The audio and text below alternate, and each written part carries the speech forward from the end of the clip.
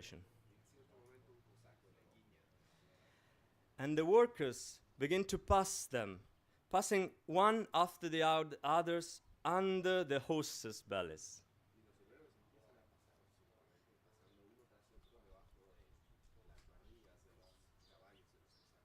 That's how revolution happens. And the forces of this all-powerful regime liquefy.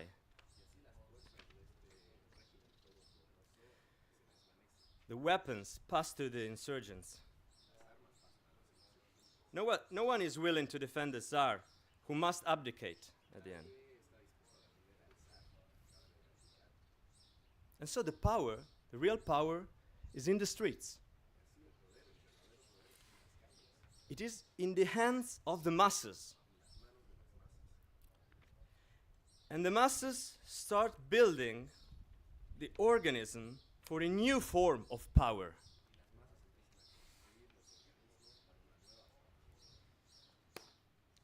And this is how the Soviets are reborn. Soviet in Russian means council, committee. They were born in 1905 revolution as extended strike committees.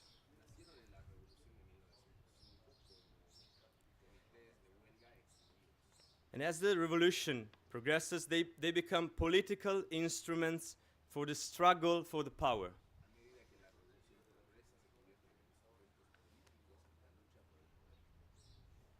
The bodies of direct democracy, with electable and revocable delegates from the factories, from the army wards,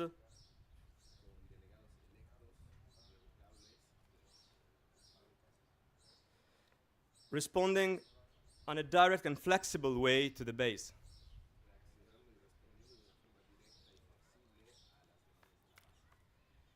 And for the first time, the workers and soldiers Soviet in Petrograd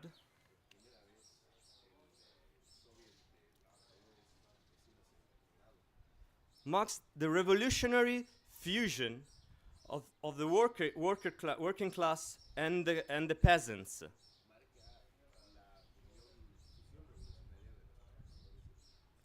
As I said, soldiers are overwhelming peasants in arms.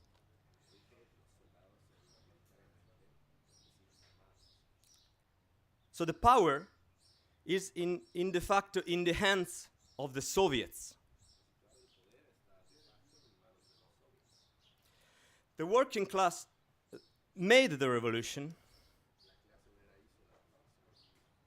but as Lenin said later on, it was not enough conscious and organized to keep the power and complete the revolution.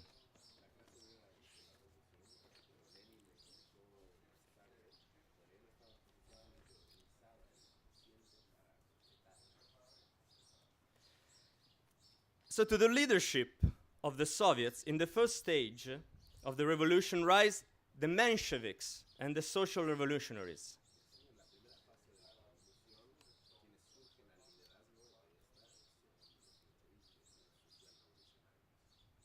They were given the power by the masses. And what did they do? They delivered it into the hands of the bourgeoisie in the form of the provisional government.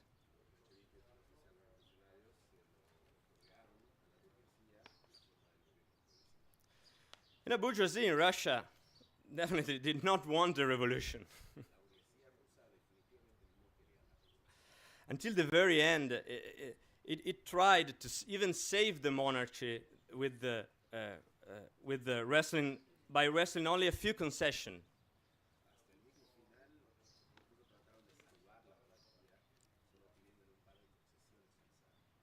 But then, in the light of the revolution, it is forced to create the provisional government with the declared purpose to retain control of the situation.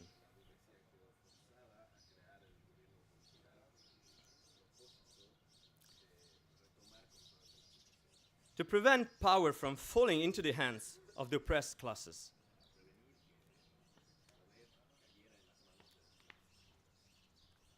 How is it is composed, this provisional government? The president is Lvov, a prince. The foreign minister is Miliukov, the leader of the cadets, the party of the bourgeoisie.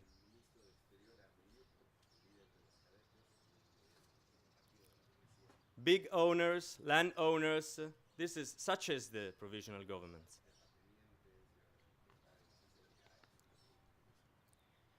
In reality, the government has no real power, but the real power is in the executive of the Soviets.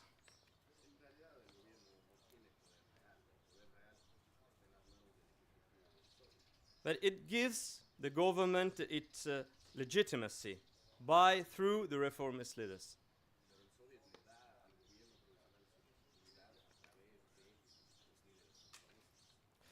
So this created a situation of dualism of power,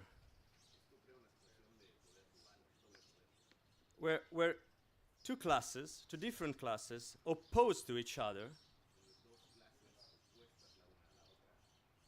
rely on different state bodies of power that are incompatible with each other. It is a situation typical of a revolutionary process. And it is always an unstable situation, which must ultimately result in the prevalence of one or the other class.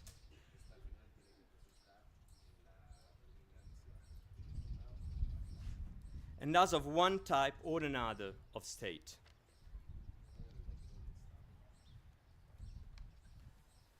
Now, in this situation, well, the reformist openly capitulates towards the bourgeoisie. Even the Bolsheviks falter at an early stage. In Petrograd, there are only minor leaders. The main ones are in exile.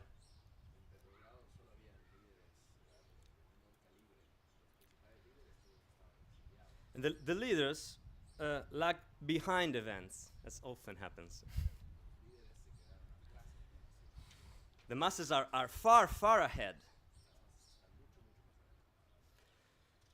Then the first leaders to arrive in Petrograd arrived from Siberia. They are Kamenev and Stalin. And they impose a right-wing shift. Stalin proposes a line of critical support for the provisional government.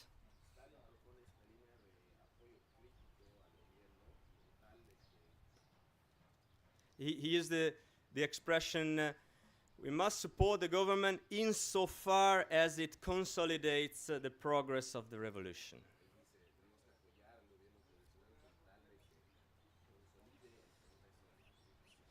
In reality, the party base is much more to the left.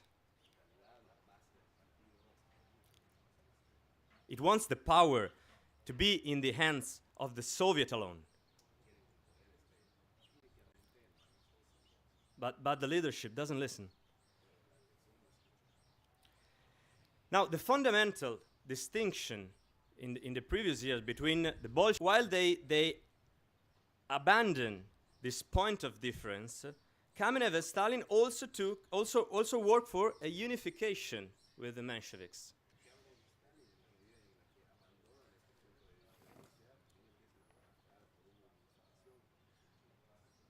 Now, while all this happens, you can imagine Lenin is still stuck in Switzerland.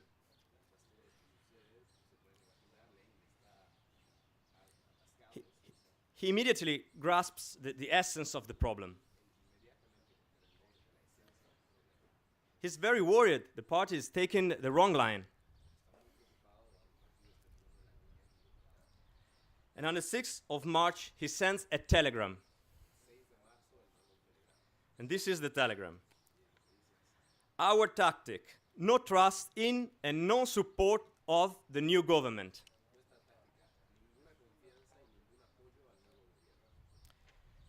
Kerensky in particular is particularly suspect.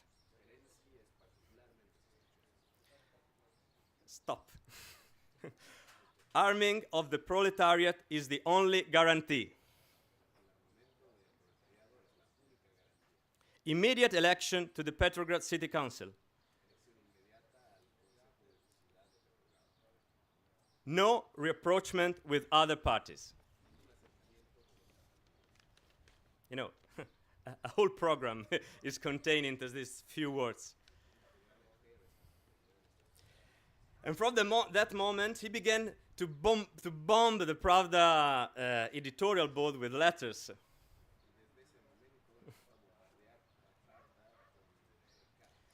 The famous letters from afar, which elaborate and develop on this line. Of these letters, Pravda published only one. Because Kamenev and Stalin do not share Lenin's line. They say he has gone mad. He has become Trotskyist. And in fact, Trotsky had already explained years earlier with the theory of the permanent revolution that in a backward country, it is the proletariat that has to fulfill the tasks of the bourgeois revolution,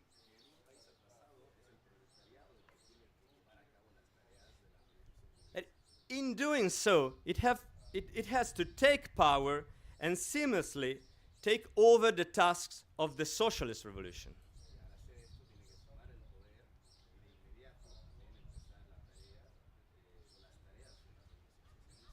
Of course, this is possible only in the context of an international expansion of the revolution.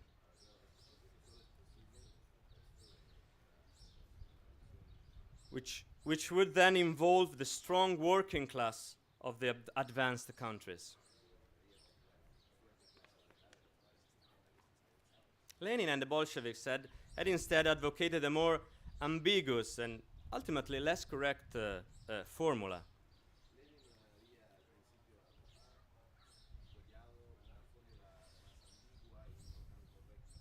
That was the democratic dictatorship of the proletariat and the peasantry.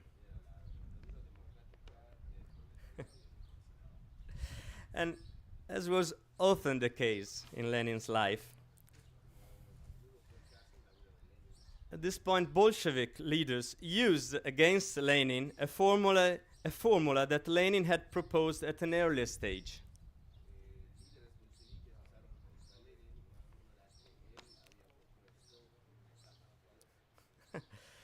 And well, this is a lesson. What does Lenin reply?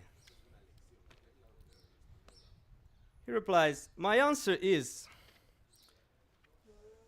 the Bolshevik slogans and ideas on the whole have been confirmed by history.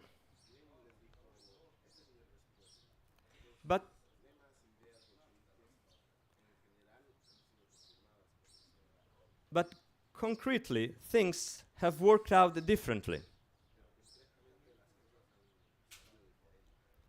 They are more original, more peculiar, more variegated than anyone could have expected.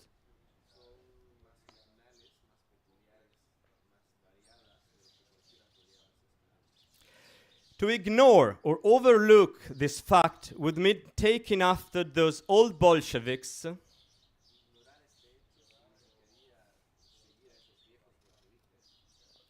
who more than once already have played so regrettable a role in the history of our party,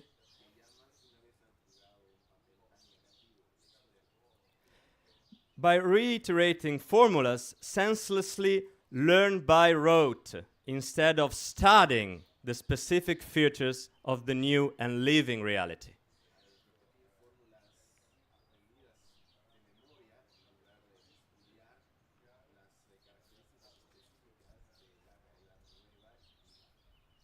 That was Lenin's method and his approach to theory debate. Many times he had to wage such battles inside his own party. Lenin was a great builder of apparatus,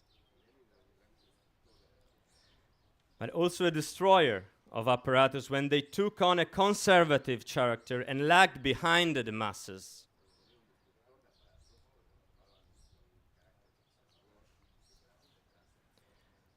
Behind the party base, and more importantly, behind the needs that were arising from the objective situation.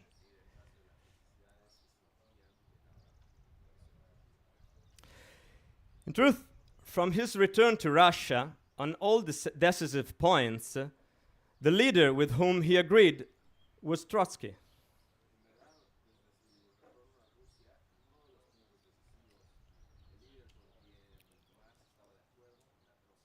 Who in fact rejoined the Bolshevik Party during the revolution and played a decisive role during the October insurrection. Okay, but let's back to the battle in the party. Lenin finally managed to return to Russia on April the 3rd.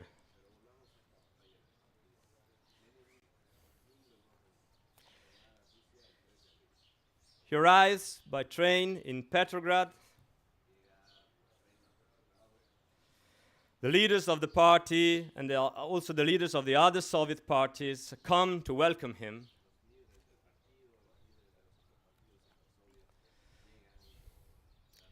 With flowers, with ceremonies, with pompous speeches. And he turns and directly addresses to the masses. And says, "Long live the war socialist revolution." And he immediately throws himself into the political battle. This was Lenin's style. He puts in writing his ideas. He writes the famous April thesis of April. I don't know. That says ideas like, the originality of the present moment in Russia consists in the transition from the first stage of the revolution, who gave power to the bourgeoisie,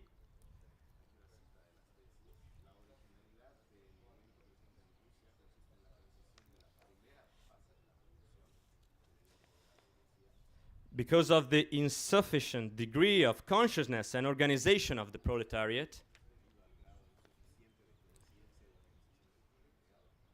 to its second stage, which must give power to the proletariat and the poor strata of the peasantry.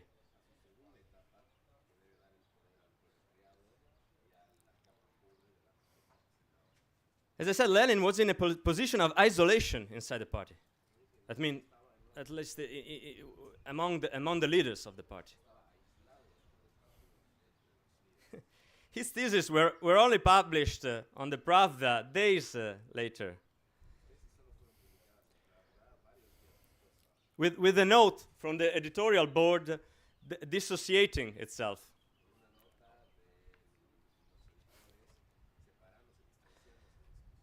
You know, Lenin does not frighten. And he leans directly on the party base, on the rank and file. He does this battle, and he managed to conquer the party in the April conference.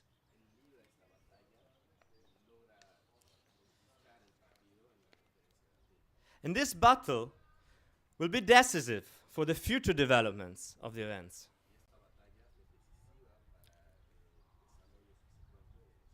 Because immediately the provisional government, in fact, starts betraying the expectations of the masses.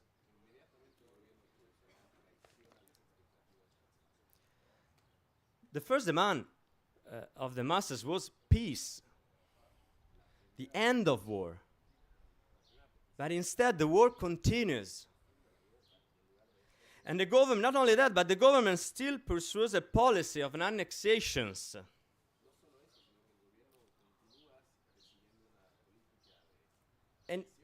And declare to maintain itself to the agreements with the imperialist powers.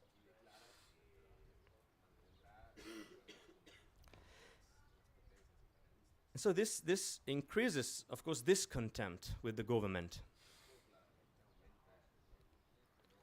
Already in April, there are already demonstrations against this policy. And so the bourgeoisie has to lean on the Soviet leaders more directly.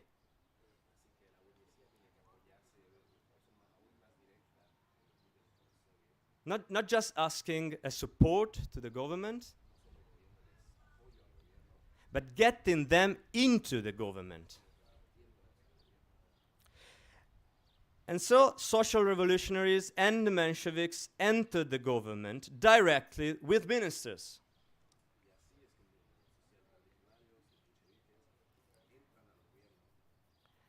Tsereteli, Chernov,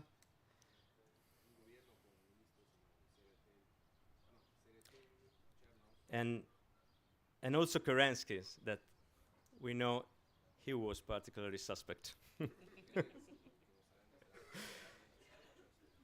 He entered the government as a minister of war. Not an easy position. This creates the first coalition government.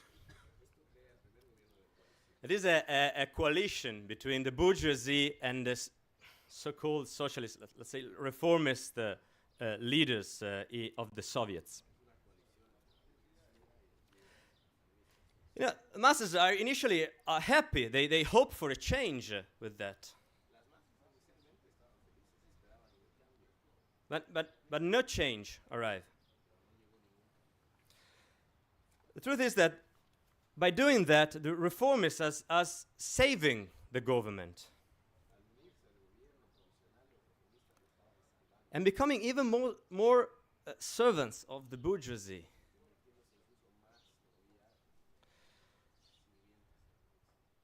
Which wants to use them just to try to keep control of the situation.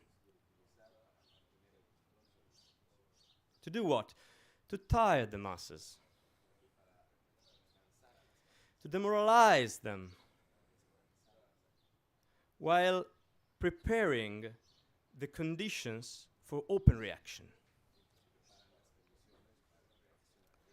This is a classic tactics of the ruling classes, which uses the leaders of the workers' movement to regain control of the situation, and then throws them away once it has the strength to crush the movement. We've seen that many times in history. Like in the 30s in Spain, in France, in the Popular Fronts. Also in Italy after the resistance. Yes, but while this is happening, the coalition government changed things, because from now on the masses will directly test the Mensheviks and the socialist revolutionaries leaders.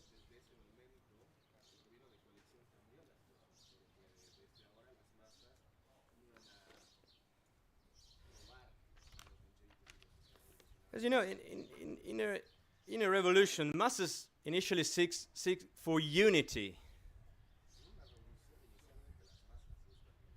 and often support the reformist parties in the majority, which you know seem to propose the easiest path.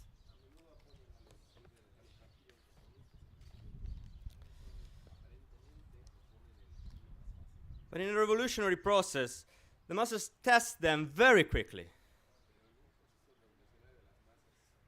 In a matter of months, a matter of weeks sometimes. Learn from concrete, real experience, and then conclude that a more radical alternative is needed.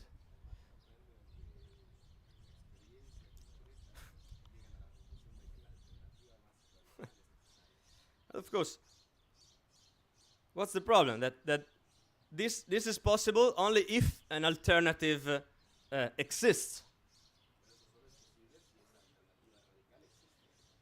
And the April battle allowed the Bolsheviks to stay out of the provisional government,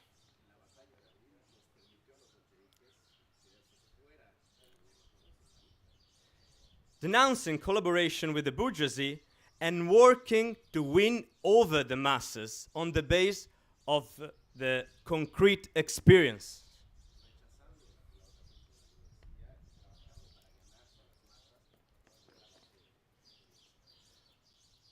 Lenin's slogan since the April thesis was patiently explain.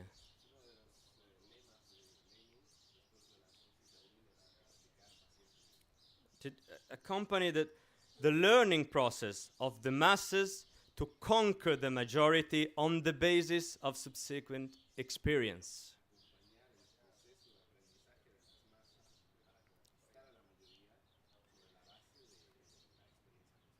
And to get this aim, he puts forward his famous slogan.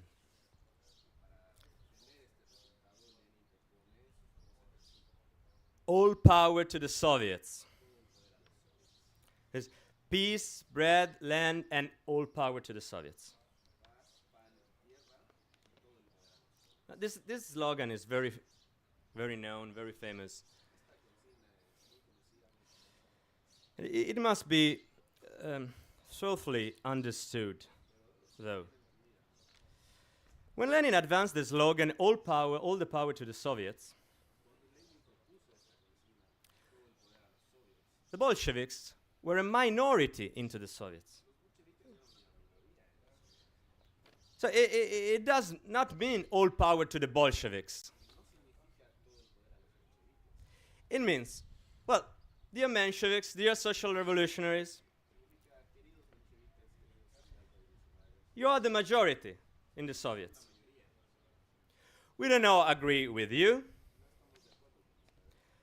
but we recognize this reflects the will of the working class and the peasantry at this time.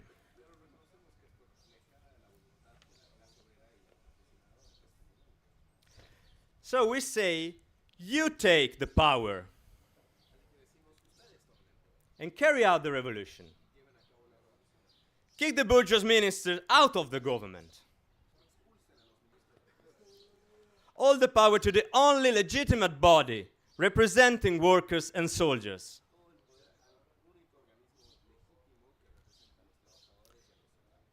If you do this, we are prepared to conduct a pacific opposition within the Soviet.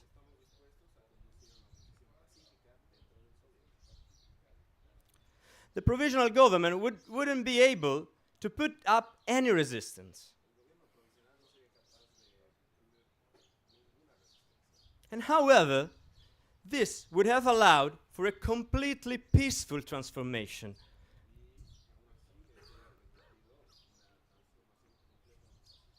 Yes, this is a classic tactic to win over the masses, the majority.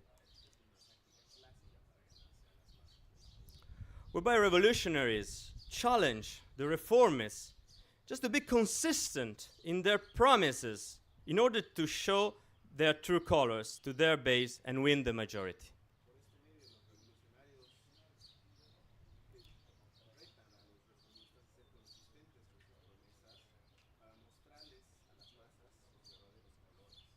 This was discussed in depth during the third and the fourth congresses of the international communists as the tactic of the United Front.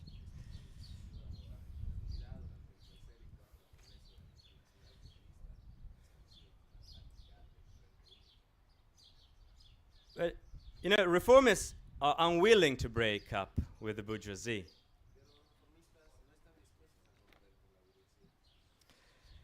And so they cannot maintain their promises.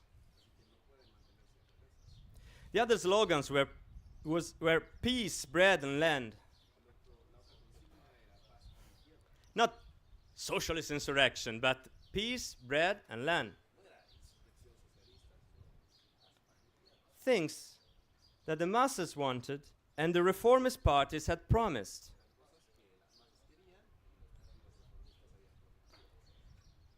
But they cannot give the bread because they do not want to challenge those who hold the riches in societies.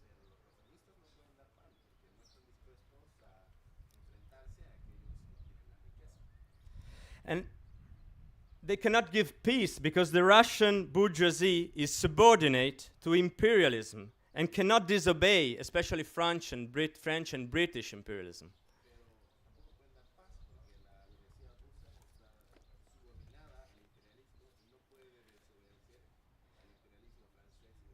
And of course cannot give the land because it is tied to the big landlords through the banks.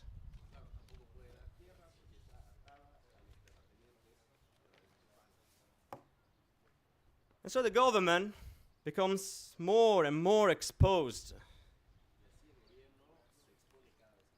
And with this policy, the Bolsheviks begin to gain consensus. Already from April onwards until June,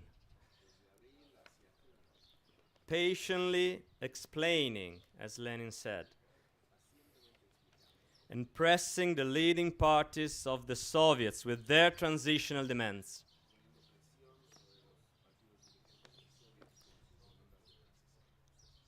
So the government and the reformers unleash a campaign against the Bolsheviks. They even invent that Lenin is a German agent. That's a lie that Stalinists will recycle years later against Trotsky.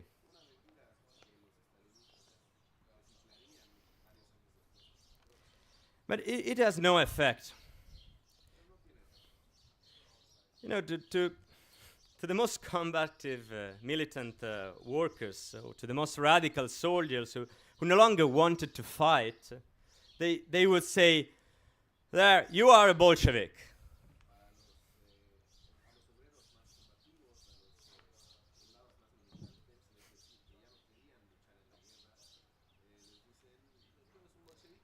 Maybe they didn't even know who they were, these Bolsheviks. But what they would conclude, well, so maybe the Bolsheviks are right. And the Bolsheviks does gain a majority in the Petrograd working class, especially in the factory committees. And in June, during the first Pan-Russian Congress of the Soviets, all Russian, they decide to make a show to prove their strength by calling a big armed demonstration. This is not an insurrection. This is not to seize power. The aim is to put pressure on the Soviet during the Congress to take power.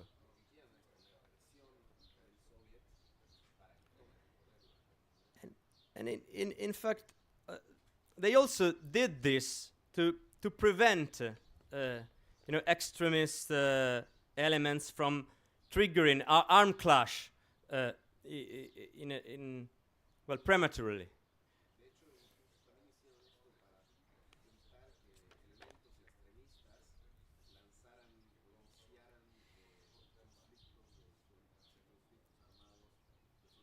Because such a thing would have given room for reaction.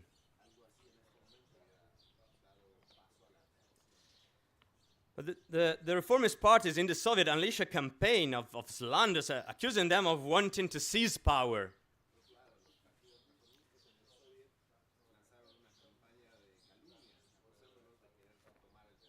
And so the Bolsheviks, in order not to make room for this campaign, even decide to cancel the demonstration.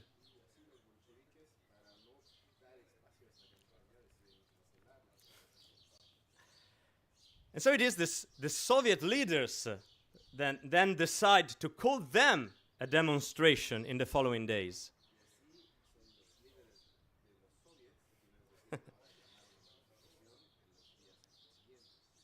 And cleverly, the Bolsheviks, they invite the workers and the more radical military units to participate to this demonstration, raising their slogans.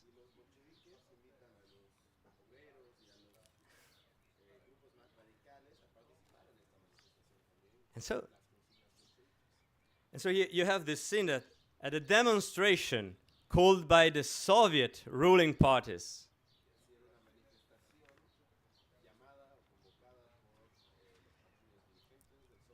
to support the policy of the government. The slogans everywhere are "Down with the offensive,"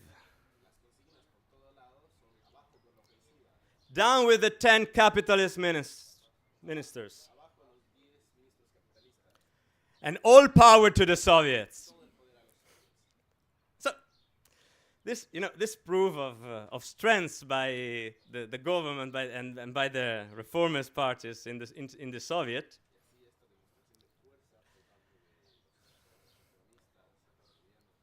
become a proof of weakness. And you can see the real balance of power that had developed since April.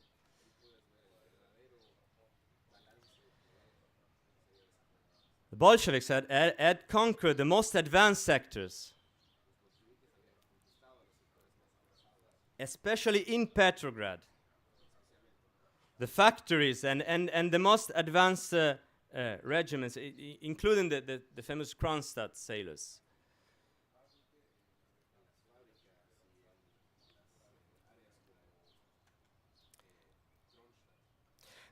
But they did not have this strength outside Petrograd.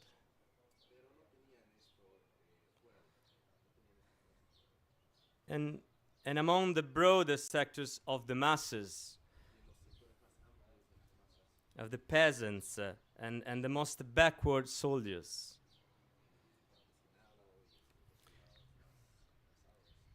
And so you see that a situation like this implies the risk of the most advanced sector to become impatient.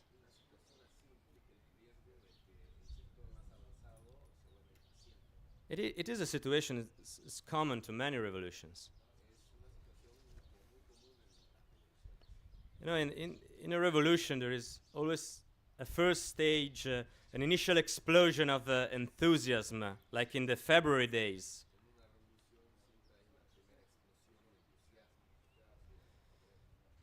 Typically characterized by a sense of unity, of celebration, with a feeling of omnipotence of the masses.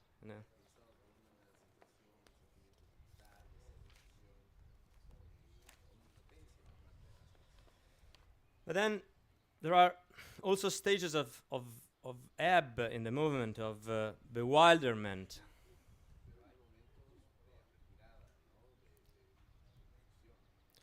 Where the masses see that they are not achieving the goals they have been fighting for.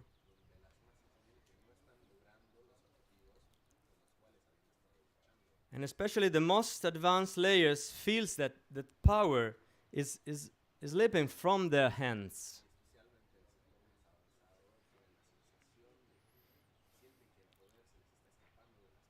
And so they want to do something. And instinctively rush forward to prevent it.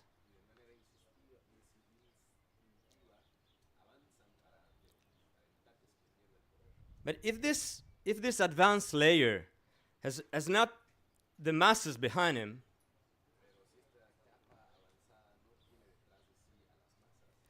then it exists the risk of making leaps forward that leave it isolated.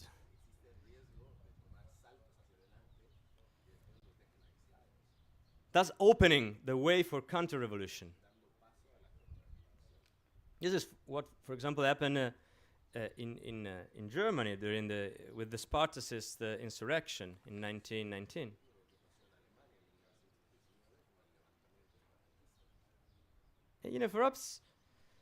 Perhaps these are the moments where the presence of a firm revolutionary leadership is even more important.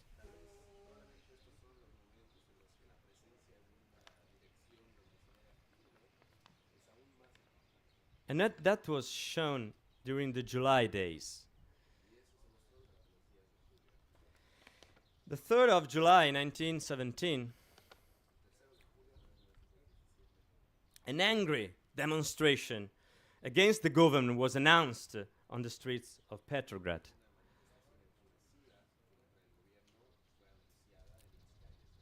It was in particular against the military offensive that Kerensky was launching.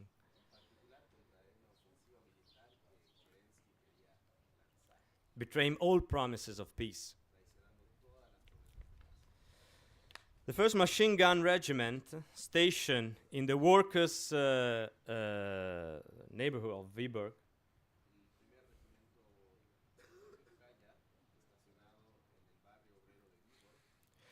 receives the order to send 500 men to the front line. They are furious. They want to overthrow the provisional government. But that would be a defeat for the balance of powers in that moment.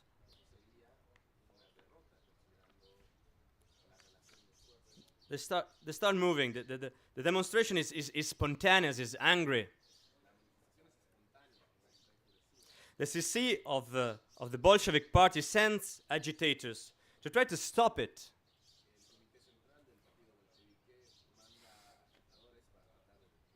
And no way, they are already on the streets.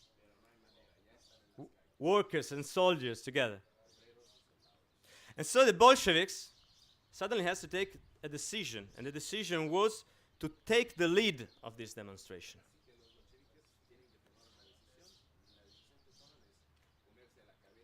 Not to seize power, not to overthrow the provisional government, but to prevent the demonstration from getting out of control.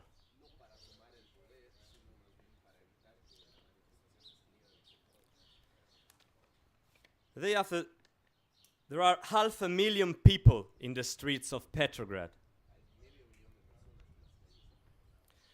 They are all around the government building. Reformists inside are scary, are terrified. At one point, the social revolutionary minister, Chernov, goes out to talk to the people, to demonstrators.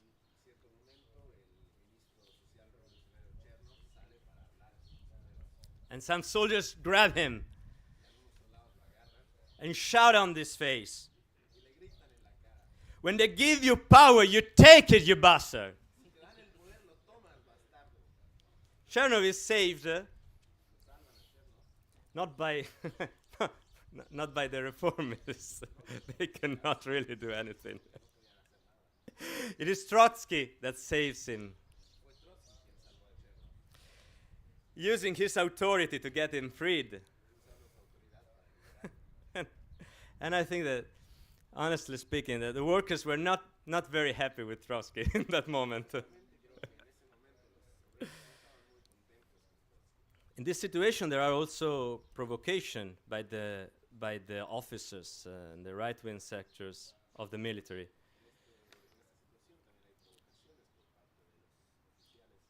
Someone shoots at the masses from the roofs. The government, in panic, calls in loyal troops from outside Petrograd.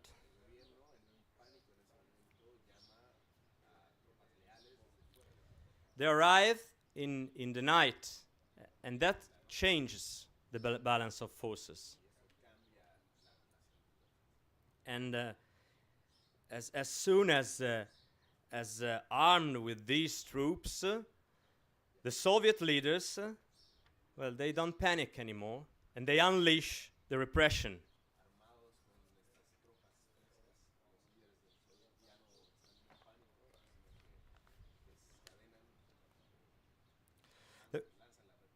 There will be, eventually will be a few hundred dead.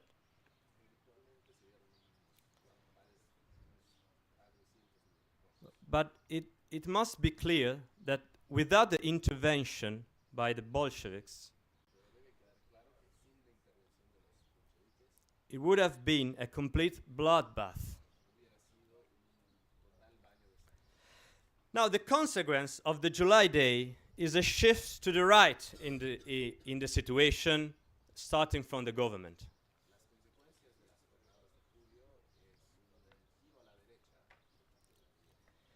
In particular, a hunt is unleashed against the Bolsheviks. The offices of Pravda, the newspaper, are devastated. The Bolshevik militants are taken, are beaten, are arrested.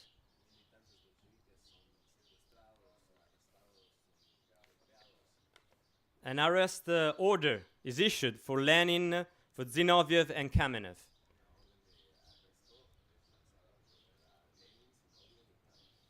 Lenin, in the first moment, he wants to turn himself in for to have a political trial, like Trotsky, after the first revolution.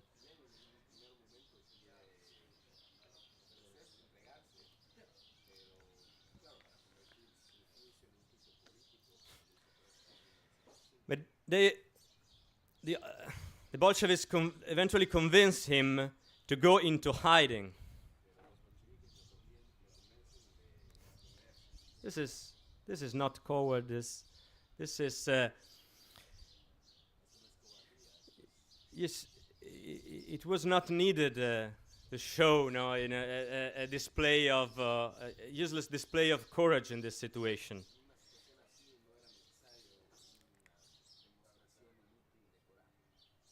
He wouldn't have had a political trial. He would have ended up like with Rosa Luxemburg and Karl Liebknecht. Murder while under arrest in January 1919. And this would have decapitated the party and the revolution. Instead, it was necessary to preserve the revolutionary leadership in order to resist the reactionary phase, the reactionary stage, and prepare for the next advance.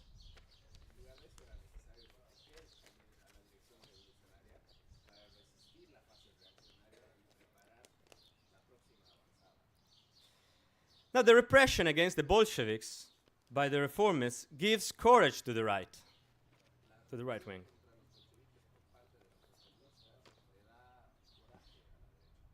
Especially to the generals who wanted to bring order in the situation.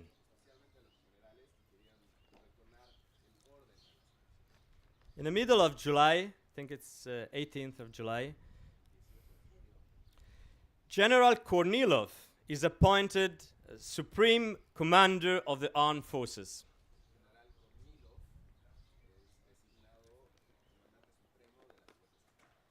He demands a radical change and set the following conditions.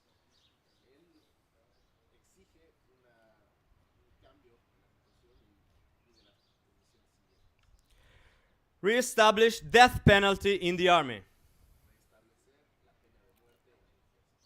Prohibition of assemblies at the front line. dissolution of the revolutionary military units, end of the power of the soldiers' committees. You can hear the voice of the open reaction here. And also, he wants death penalty for civilians, martial law, prohibition of strikes in the railway and defense industries. In fact, what he wants are dictatorial powers. Kerensky doesn't want to give them to him because he wants to be the one to concentrate all the power in his own hands. And so the clash is inevitable. And at the end of August, Kornilov began to advance towards Petrograd, to take it by force.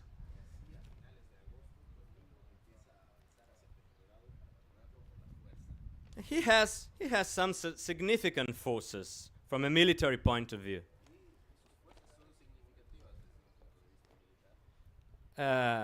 With troops from even from the most backward parts of the Tsarist Empire.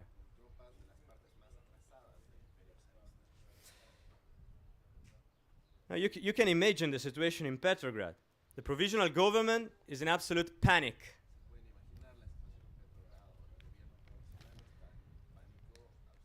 And so in order to save itself, it has to ask the Bolsheviks for help. Because they know that they are the only ones who can defeat Kornilov. And so now the Bolsheviks are released from the prisons. And they are invited to the committee for the fight against the counter-revolution.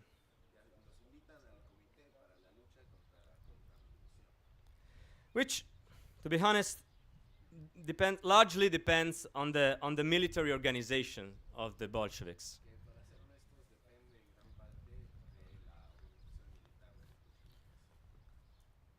What is the position of the Bolsheviks? The position is this: we will fight against Kornilov counter-revolution.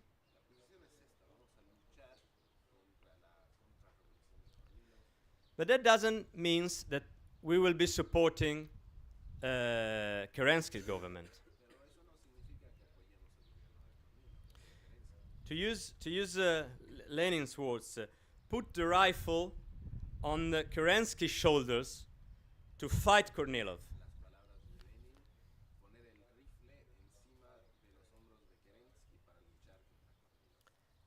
And then, when Kornilov will be defeated,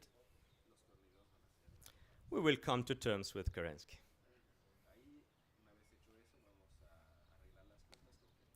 You see, this is not an endorsement of the government. It's rather a way of exposing its weakness.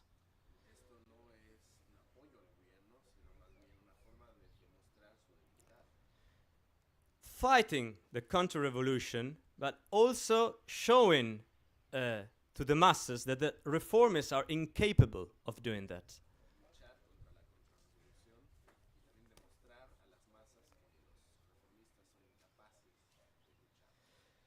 Kornilov's troops are strong, but they break up. Not by direct military confrontation, but by revolutionary means. Railwaymen sabotage trains and send them on deadlines in the middle of nowhere.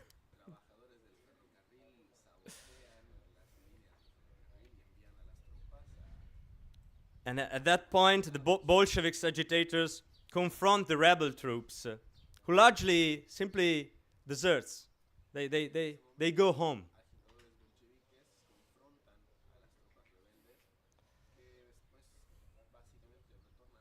The officers are arrested by their own men. And so the reactionary revolt collapses on itself.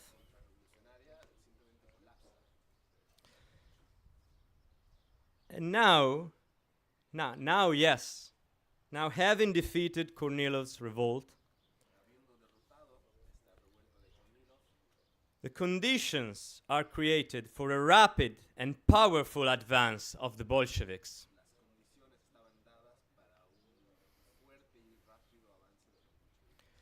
On the basis of not just of explanation, but of the concrete, of the real experience, of the material experience,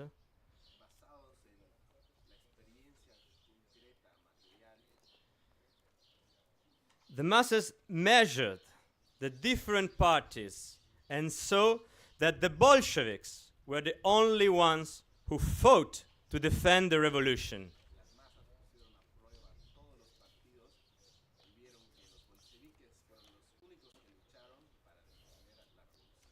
And to carry on and to carry forward the demands of the masses. They saw that all these accusations, all these lies leveled at them were absolutely false, inconsistent.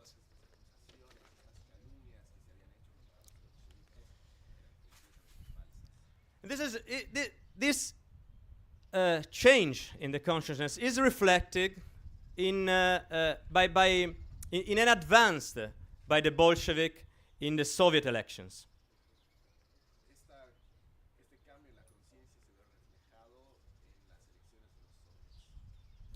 They take majority, one Soviet after the other. On the 9th of September, there is a frontal clash, head-on clash in the Petrograd Soviet.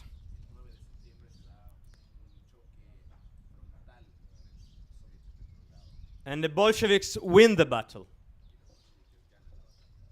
This also happened in early October in the Moscow Workers' Soviet.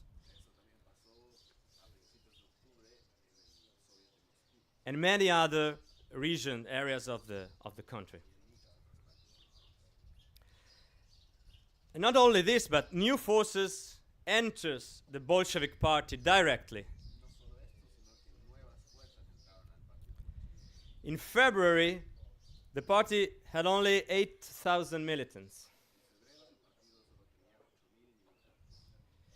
In the midst of the revolution, they rose to 8,000 in April. 80,000. It was not such an increase. 80,000 in April, 240,000 in August. Of course, it's not possible to give exact figures. They were not just filling up registration forms. But this gives an idea of the growth possibility of a party in a revolutionary context.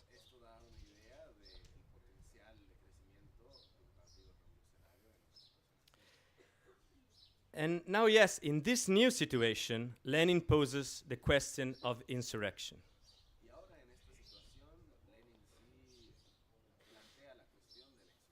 Now, at last, the balance of forces is there to take power.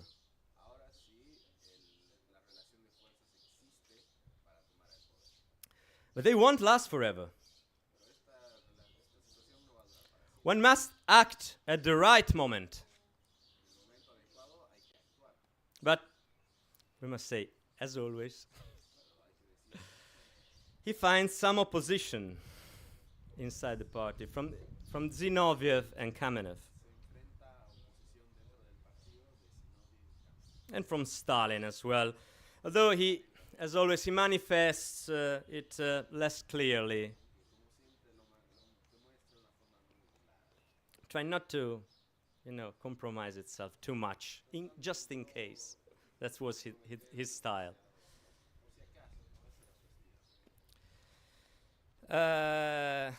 Lenin is still hidden. This is in Finland. And these leaders in Petrograd, they make a series of mistakes following the reformist proposal to prop up the provisional government, such as the pre-parliament.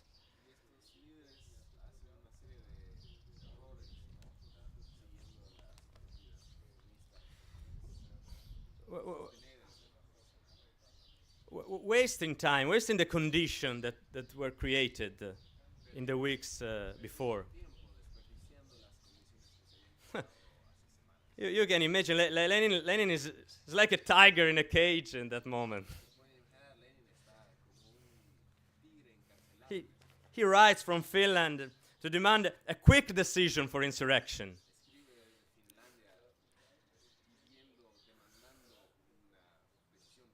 At one point, I think that the 10th of October, there is a CC meeting. He gets to attend this CC meeting wearing a wig.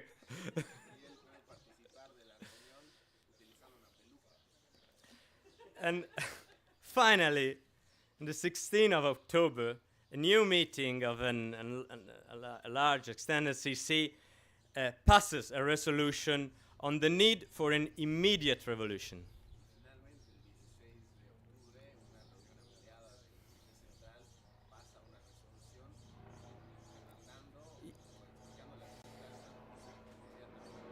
Even then, Lenin had to contend with the vacillation of the Bolshevik leaderships.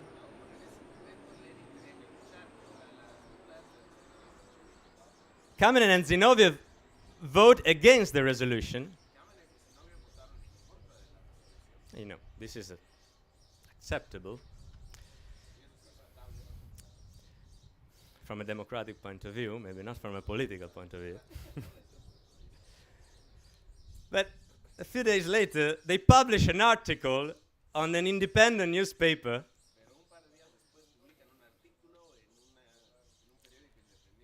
in which they openly declare that they are against the insurrection. In fact, revealing to the whole world the plan for the insurrection.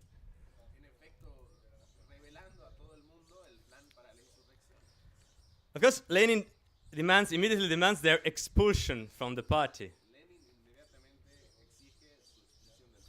But it's a minimum, I'd say.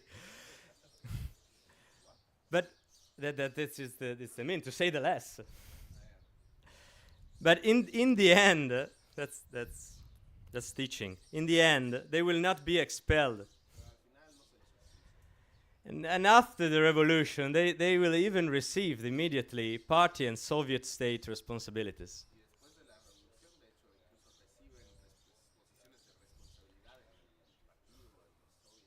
That also says something about Lenin's method.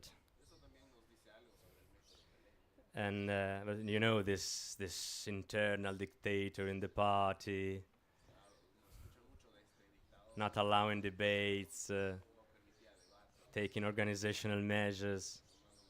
That was not Lenin's party. That was Stalin's party later.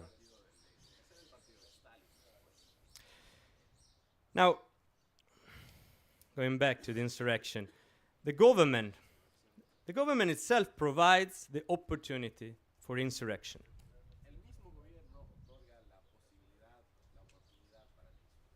Because, you know, even when all the conditions exist for an insurrection, from a tactical point of view, it is always better to present it as a defensive measure, to convince a broader layer of the masses. And as I said, the government provide this occasion.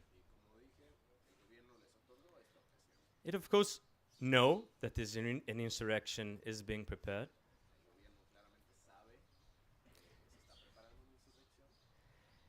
And they know that the troops who are stationing in Petrograd would support the insurrection. And so they demand to move 2/3 of the Petrograd garrison to the front line.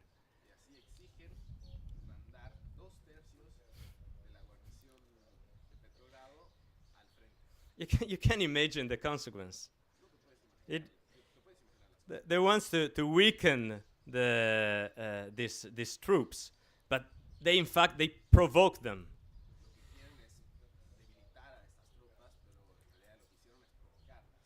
The Bolsheviks denounce it as a counter-revolutionary act and set up a revolutionary military committee headed by Trotsky. Not just Bolshevik, but as an organ, a military organism of the Soviet. And it is this committee that managed the insurrection. It appoints commissars, political commissars in every arm depot.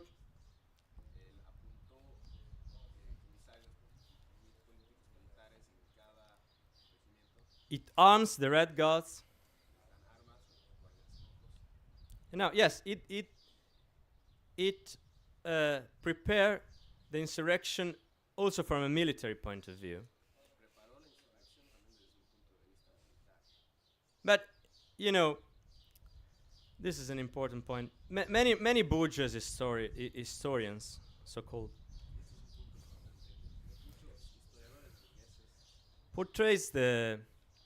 describe the October Revolution as just a military operation, if not a proper coup d'etat.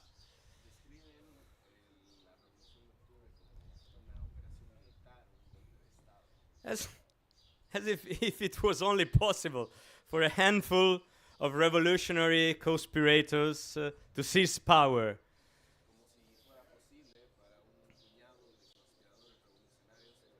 Through a diabolic plan against the state apparatus and against the will of the masses.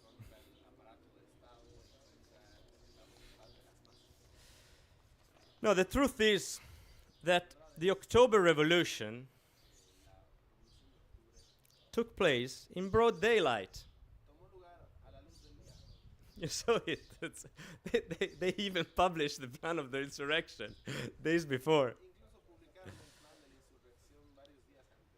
It only was the logical consequence of the new political relations.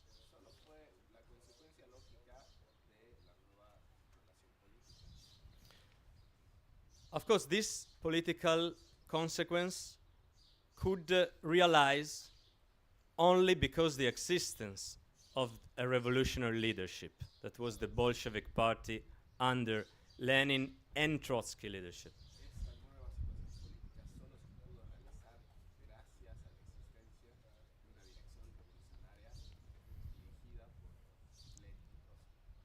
But how could I say? They only could enact what was already there in potential.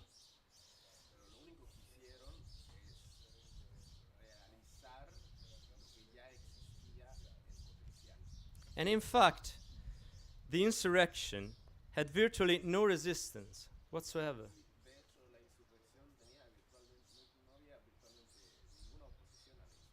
Not for military reasons, but simply because no one was willing to defend the government. And in fact, the October Revolution was essentially a peaceful revolution.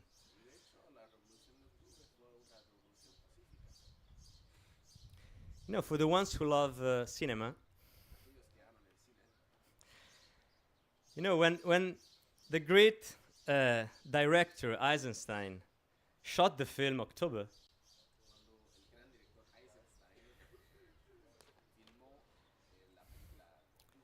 there is this scene, yeah, of the taking of the Winter Palace. And for some accidents, some actors and workers who was working on this film died shooting this scene.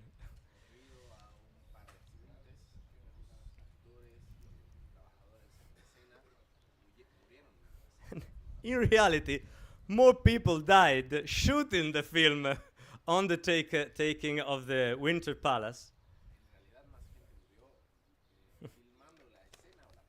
than actually taking it. The garrison, the soldier, are not taken with the sophisticated military plan. The garrison is not taken with the military plan, but with political agitation, mainly run by Trotsky and other Bolshevik agitators, which politically convinced them, the soldiers, to take side. Even there were even doubtful unities, vacillating unities.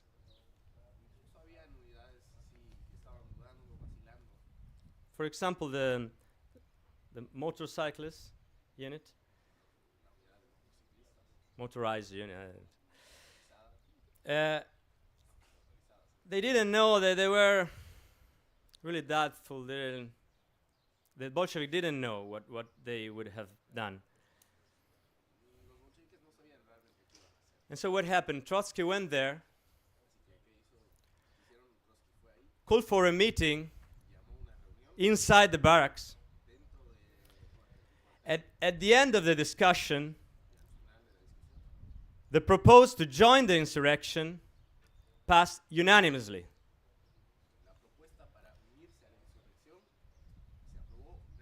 And Trotsky comments on his history of the Russian Revolution.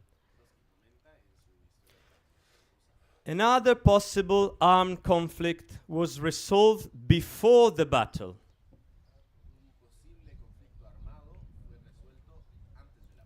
And without bloodshed. Such is the October Revolution. Such is its style. Far from being a conspiracy, the October Revolution is a succession of political rallies, fiery assemblies, and at all hours.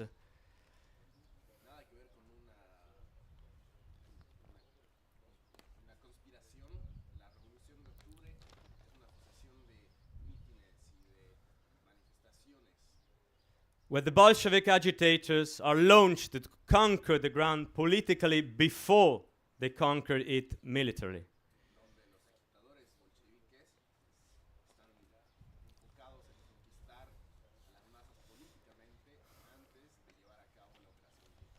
And Lenin said, in order to succeed, the insurrection must be based not on a plot.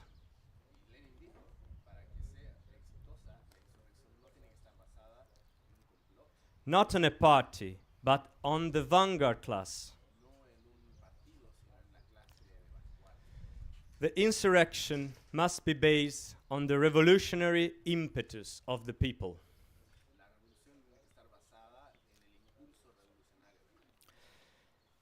The October Revolution is the fulfillment of this revolutionary impetus.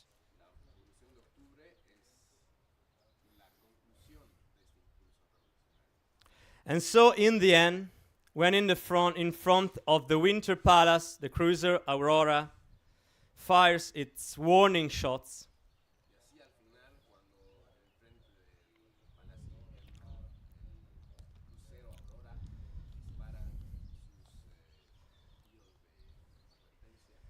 the troops defending the government simply dissolve into the night.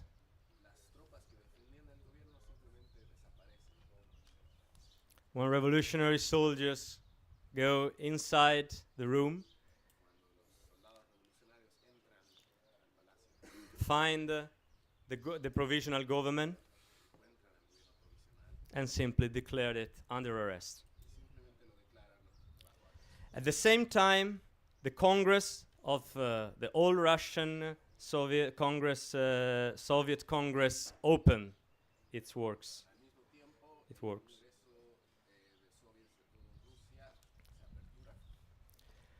The Bolsheviks have now a majority. A majority not just in Petrograd, but in among the delegates from all the Russia.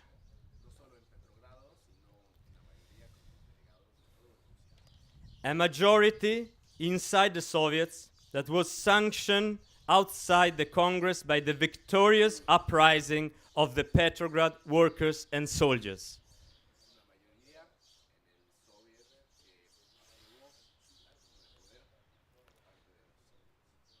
Trotsky declares in the Congress that the provisional government no longer exists. And says, the characteristic of bourgeois government is to deceive the people. We, the Soviets of workers, soldiers, and peasants' deputies,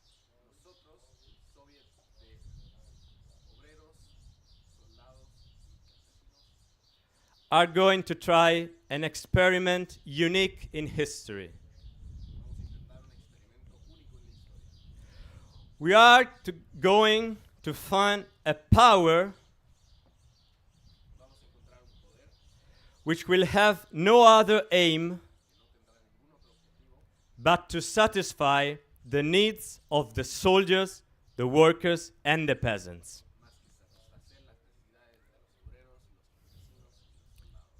This, comrades, this was the Russian Revolution.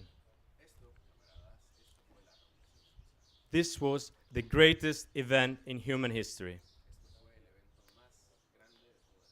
I finish my time. So, I cannot go into details on how it developed later on. Maybe some comrades will say something. But I just want to say that the legacy, the genuine legacy of that revolution was hidden, was distorted, was degenerated. But it is still there. And it is now more needed than ever. And comrades, that legacy is for us to take. Thank you.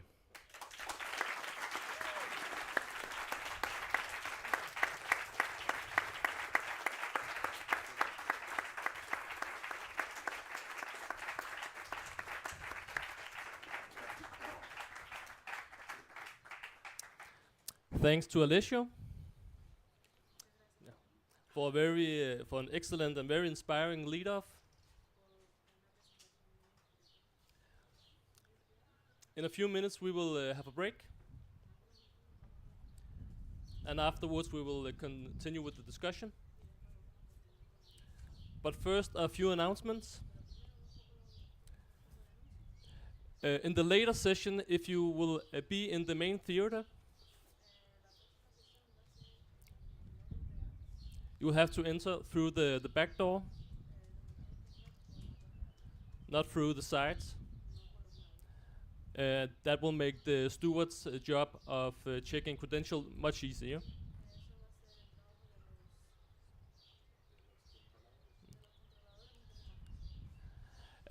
Alessio had a very small time frame, and he said a lot of things, but I think there's a lot more to say about the Russian Revolution and what we can learn from it today.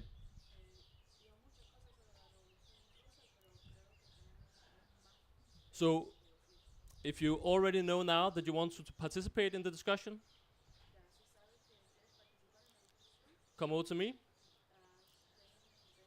Then I will put you on the speaker list here before the break. But we will break now for half an hour and be back 11:20. So I'll see you there.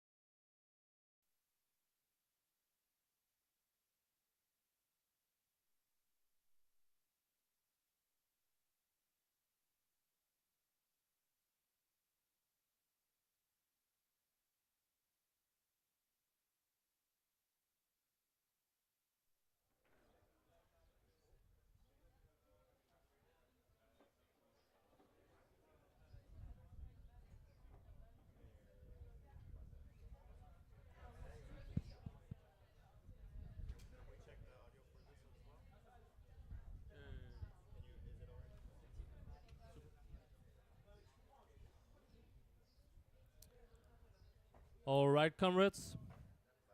We'll begin again. All right. Welcome back to the session about the Russian Revolution.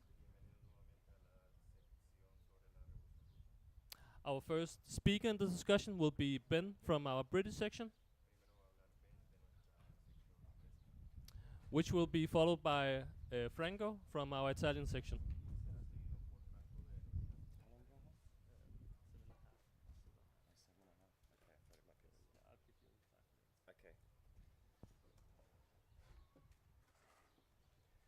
Okay, comrades, can you hear me? Yeah? So we talk about the Russian Revolution, but the majority of people that participated in the revolution were not great Russians, actually.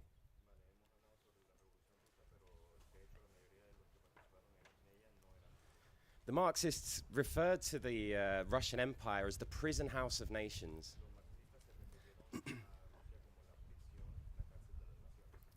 And 57% of the population, they were not Russians, they were Poles, Latvians, Jews, Lithuanians, Finns.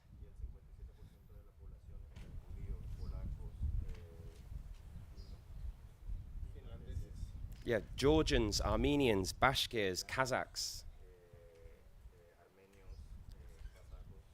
And without the support of millions of these oppressed people, there would have been no Russian Revolution. And yet the history of Tsarist oppression had obviously created the strongest, bitterest national animosities amongst these oppressed peoples.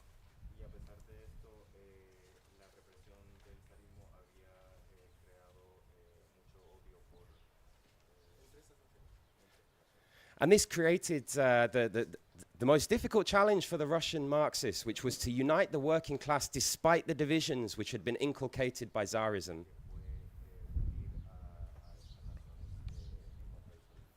They had to assure the oppressed people that the Russian Bolsheviks were completely different to the Tsarist regime. They would not suffer the same oppression.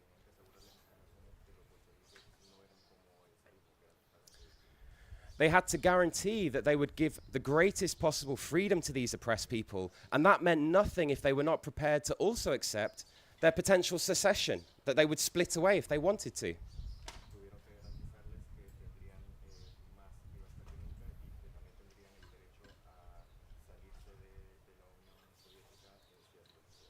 So Lenin regarded it as absolutely vital that the Russian Marxists had to have inscribed on their program the right of nations to self-determination.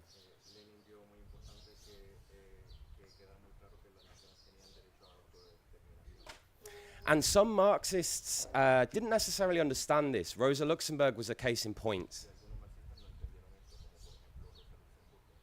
Now, she was a Polish Marxist, and the Polish bourgeoisie used this national animosity to try and divide the revolutionary movement. They tried to divide the Polish workers from the revolutionary Russian workers using nationalism in a poisonous manner.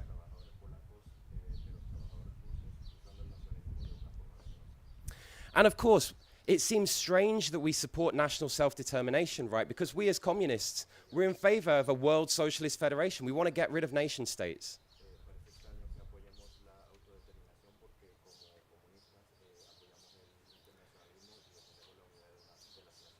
But isn't implicit in the idea of self-determination the possibility of creating new nation states? Yes, it very much is.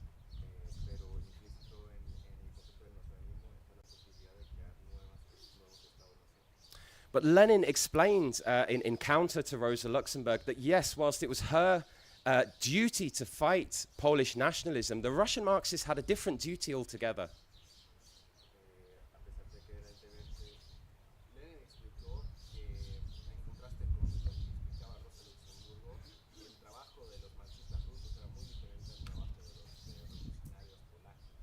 It was precisely to cement the unity of the working class and to actually make secession less likely that the Russian Marxists had to say to the Polish workers and other workers, only you have the right to decide whether you have independence or not. We will not interfere in that question.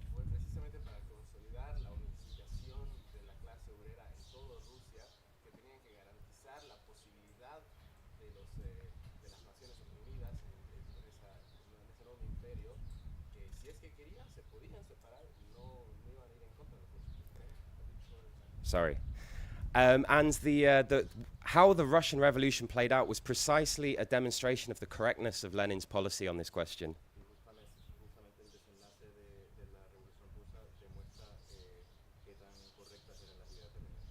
Because this national resentment, this anger, this hatred amongst the oppressed people could have led to two different results in 1917.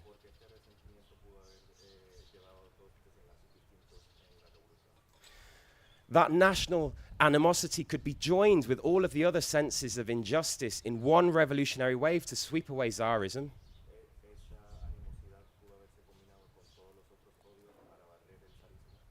Or it could have led to the breakup of the Russian Empire into lots of competing nation states that would have descended into civil war and the Balkanization of the Russian Empire.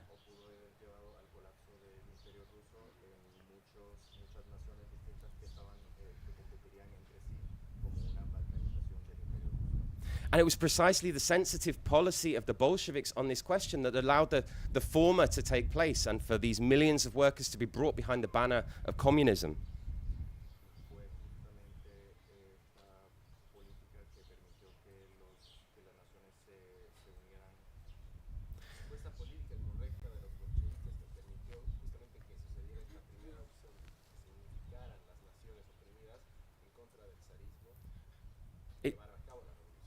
It's vital for communists to distinguish between what is reactionary and what is actually revolutionary and progressive amongst the national sentiment of oppressed peoples.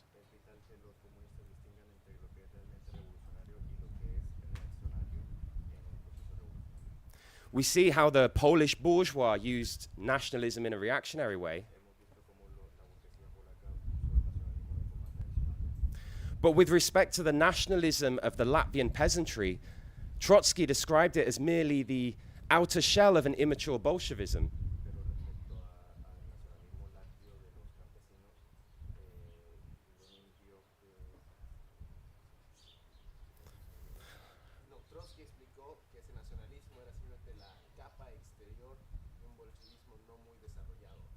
In the Baltic regions in particular, many of the lords that oppressed the peasantry were actually from German backgrounds.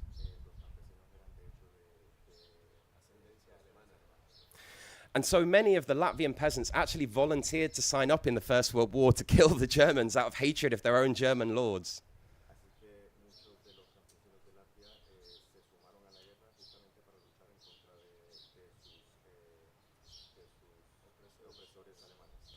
But when the revolution broke out in 1917, that confused class anger was turned into massive support amongst the Latvian regiments for the Bolsheviks.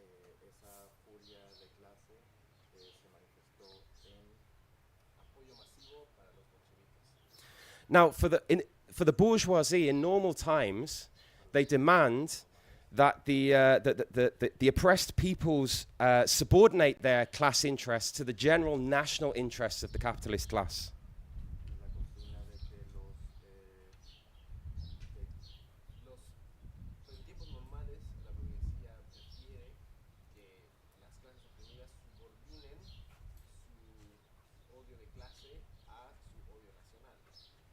Now, the bourgeois and petty bourgeois nationalist leaders in the oppressed nationalities would use nationalism to try to gain concessions from Tsarism.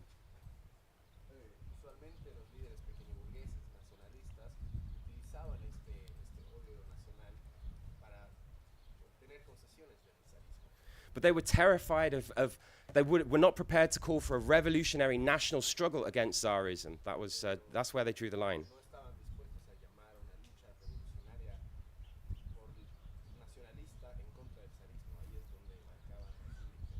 And when the revolution broke out, their fear of the proletariat led them to line up 100% behind the national Russian bourgeoisie.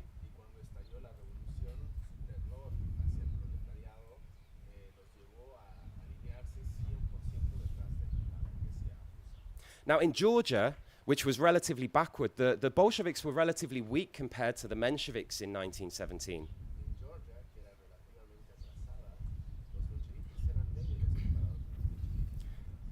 Many of the most prominent Menshevik leaders, like Tsereteli and Chaidze, actually came from Georgia.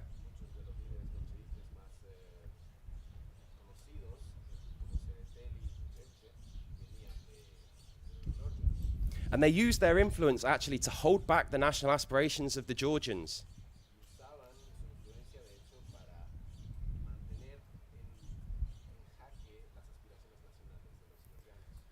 Just like the Russian bourgeoisie said, wait for the Constituent Assembly to decide the questions of peace, land, and bread. De la misma forma que la burguesía rusa dijo, esperemos a la Asamblea Constituyente para decidir estas cuestiones de paz, pan y tierra. They said, wait for the Constituent Assembly, which never came to decide the question of our independence. Dijeron, esperen a la Asamblea Constituyente para decidir la cuestión de nuestra independencia nacional. So actually, the national question served to undermine these compromises, like in Georgia and other oppressed parts of the Russian Empire, and bring them to the side of Bolshevism. De hecho, esta cuestión nacional sirvió para minar el apoyo de los nacionalistas y traer a las masas al lado del bolchevismo.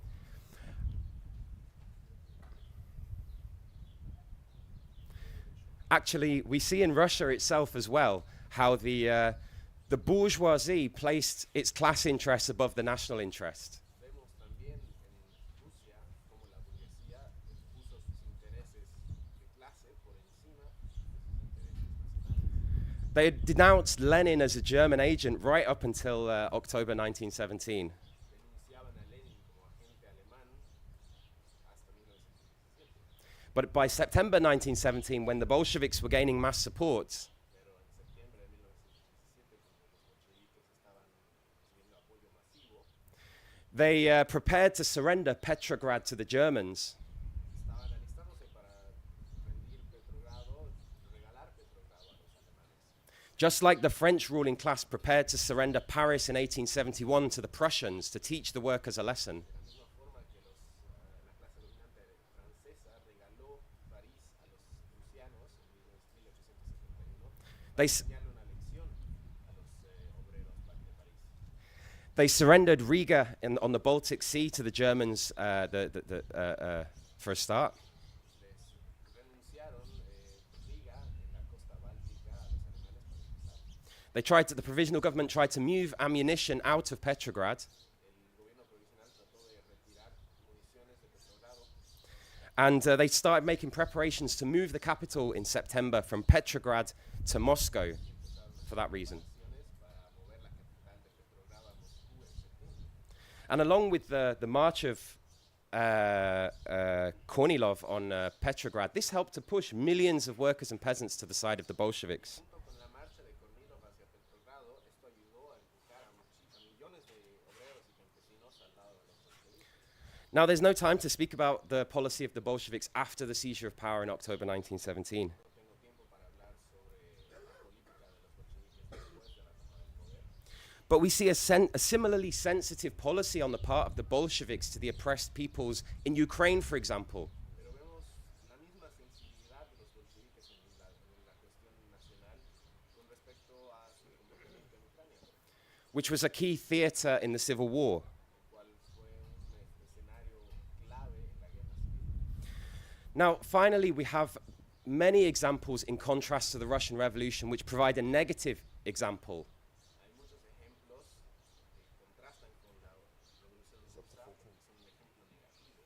In the latest issue of In Defense of Marxism, there is an article about the Ethiopian Revolution. En el último número de la América Socialista en defensa del marxismo hay un artículo sobre la revolución de Etiopía, Where the young radicals also referred to the country as a prison house of nations in 1974. donde los jóvenes radicales igual se referían al país como una cárcel de las naciones en 1974. And without a Bolshevik party, precisely because of the national question, the country descended into civil war and famine. Y por la ausencia de un partido bolchevique y justo por la cuestión nacional, el país descendió a una guerra civil que causó muerte y hambruna. So today it's clear from Balochistan to Catalonia to Palestine to Ukraine, Que hoy está claro desde Balochistan, pasando por Cataluña, Palestina, Ucrania, the national question can play a key, even a decisive role in the revolutionary epoch in which we have entered. la cuestión nacional puede jugar un rol decisivo en la época revolucionaria en la que hemos entrado. And it was only the correct policy of Bolshevism which allowed the Russian Revolution to be successful in 1917. Fue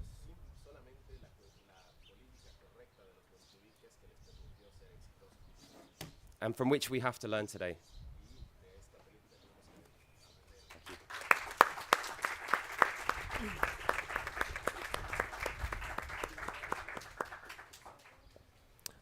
Thanks to Ben. He was a very good example because he spoke loud and in short sentences.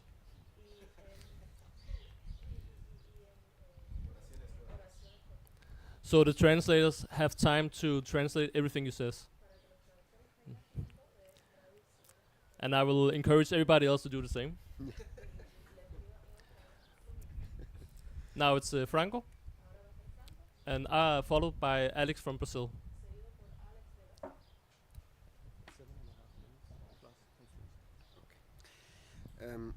Some bourgeois and reformist historians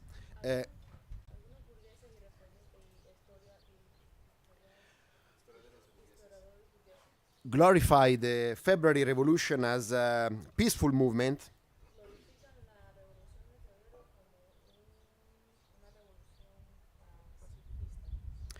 that gave birth to a democratic parliamentary republic on the model of the Western countries.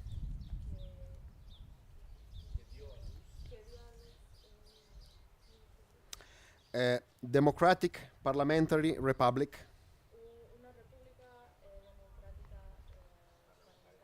on the model of the Western countries.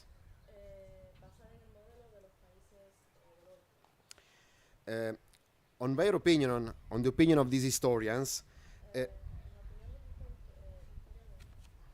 this exemplary democratic process was completely destroyed by the violent imposition of the Bolshevik dictatorship in October.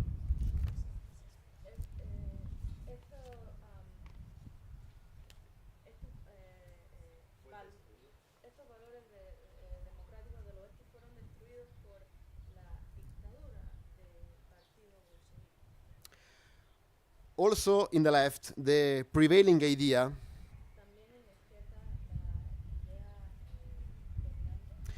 is that the conditions for a socialist revolution were not ripe in Russia in 1917.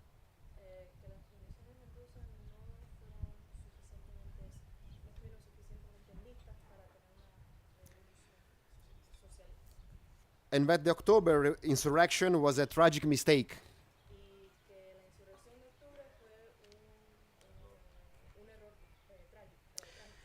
It would have been far better to wait, consolidate parliamentary democracy,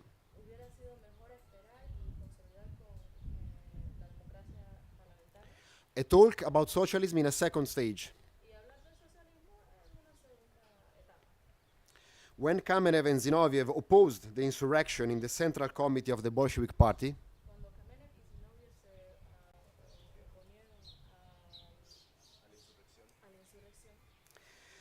they proposed such a line.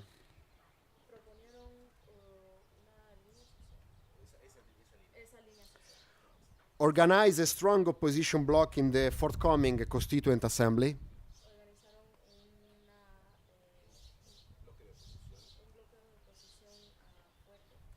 Use bourgeois democratic rights to strengthen the party, and so on.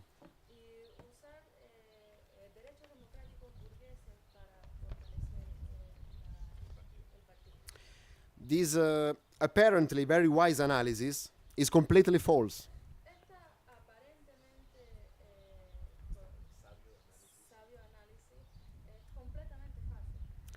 Instead, historical events show very clearly historical events.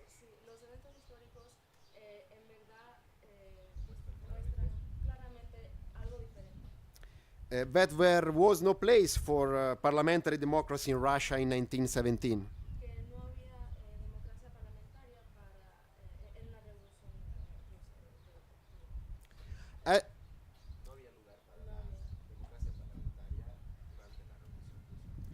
Had the Bolsheviks not taken power as Kamenev and Zinoviev proposed,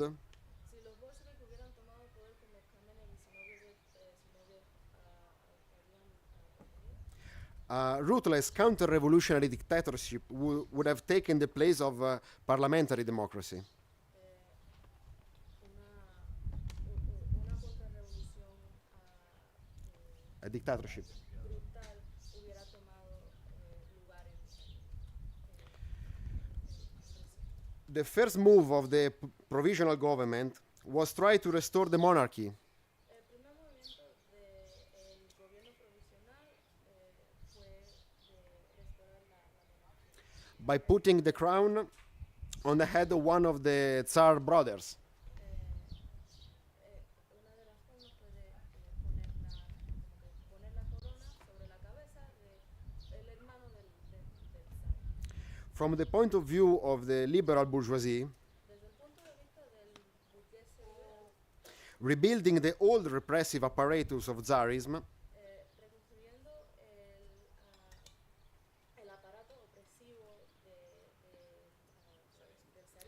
was indeed the only way to protect property and restore order. era para ellos la única forma de proteger la propiedad privada y el orden en Rusia. After the failure of the attempt to restore Tsarism, Después del fracaso de tratar de restaurar el zarismo, the bourgeoisie immediately began to organize a coup. los burgueses inmediatamente empezaron a organizar un coup, un golpe de Estado. As early as April, Milyukov, the foreign minister and the leader of the Liberal Party, Tan temprano como en abril, Milyukov, Milikov,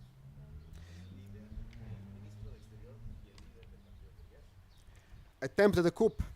atentó un golpe de Estado. This coup failed only because the soldier of the Petrograd garrison Este golpe de Estado falló solo porque los soldados de la guarnición de Petrogrado refused to buy orders that did not come from the Soviet.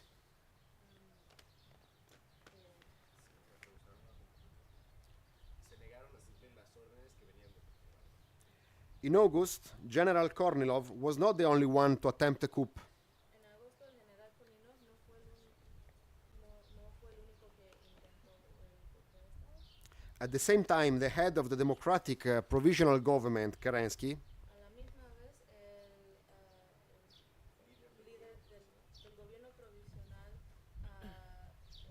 Kerensky, was organizing a military conspiracy against the Bolsheviks and the Soviets. estaba organizando una conspiración contra los bolcheviques y los soviets. The illusion of democracy was kept alive only by the reformist parties. La ilusión de democracia solo se mantenía viva por los partidos reformistas, But these parties were becoming weaker and weaker, pero estos partidos se estaban poniendo más y más débiles. lacking a base of support. Y les faltaba. During the July days, hundreds of thousands of workers and soldiers Durante los días de junio, demanded that the Mensheviks and the revolutionary socialists take power. demandaban que los mencheviques y los revolucionarios tomaran el poder. And the Mensheviks and the socialist revolutionary unleashed the Cossacks and the Junkers against the workers. Y los mencheviques y los revolucionarios socialistas lanzaron a los cossacks y a los junkers contra los obreros. These moderate socialists could only carry out their progressive policies Esos socialistas moderados que solo avanzan sus políticas reformistas by relying on the most reactionary sectors of the army. apoyándose a los sectores más reaccionarios del ejército, Which had been the bulwark of the Tsarist repressive apparatus. que han sido la base de apoyo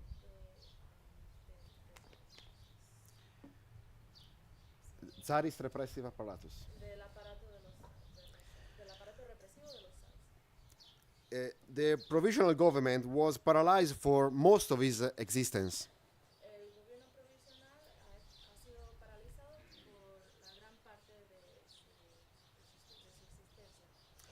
All reforms were postponed until the next Constituent Assembly. Todas las reformas estaban pospuestas hasta el próximo, la próxima asamblea constituyente. la próxima asamblea. But elections to the Constituent Assembly were postponed again and again. Pero las elecciones igual estaban pospuestas hasta el próximo, Cada vez se posponía. cada vez se posponían más. It was not until the Bolsheviks took power No fue hasta que los bolcheviques tomaron el poder that elections to the Constituent Assembly were held. que las elecciones a la Asamblea Constituyente fueron llevadas. The very ephemeral history of the Constituent Assembly La historia efeméride de la Asamblea Constituyente demonstrates the weakness of the bourgeois democratic illusions in the Russian Revolution. demuestra La debilidad de las instituciones progreso-democráticas de la asamblea. When the Constituent Assembly attempted to stand as an alternative power to the Soviets, cuando la Asamblea Constituyente atentó Intentó poner un poder alternativo a los soviets. the Bolsheviks ordered its dissolution. los bolcheviques ordenaron una disolución. The deputies were dispersed peacefully, Los diputados fueron dispersos pacíficamente, without a shot being fired, sin un tiro, sin tirar ni un tiro, because no one lifted a finger to defend the deputies. porque nadie levantó un dedo para defender a los diputados. During the Civil War, Durante la guerra civil, revolutionary socialists created in the city of Samara los socialistas revolucionarios crearon en la ciudad de Samara a democratic anti-Bolshevik government. un democrático, un gobierno In the name of the Constituent Assembly. en el nombre de la Asamblea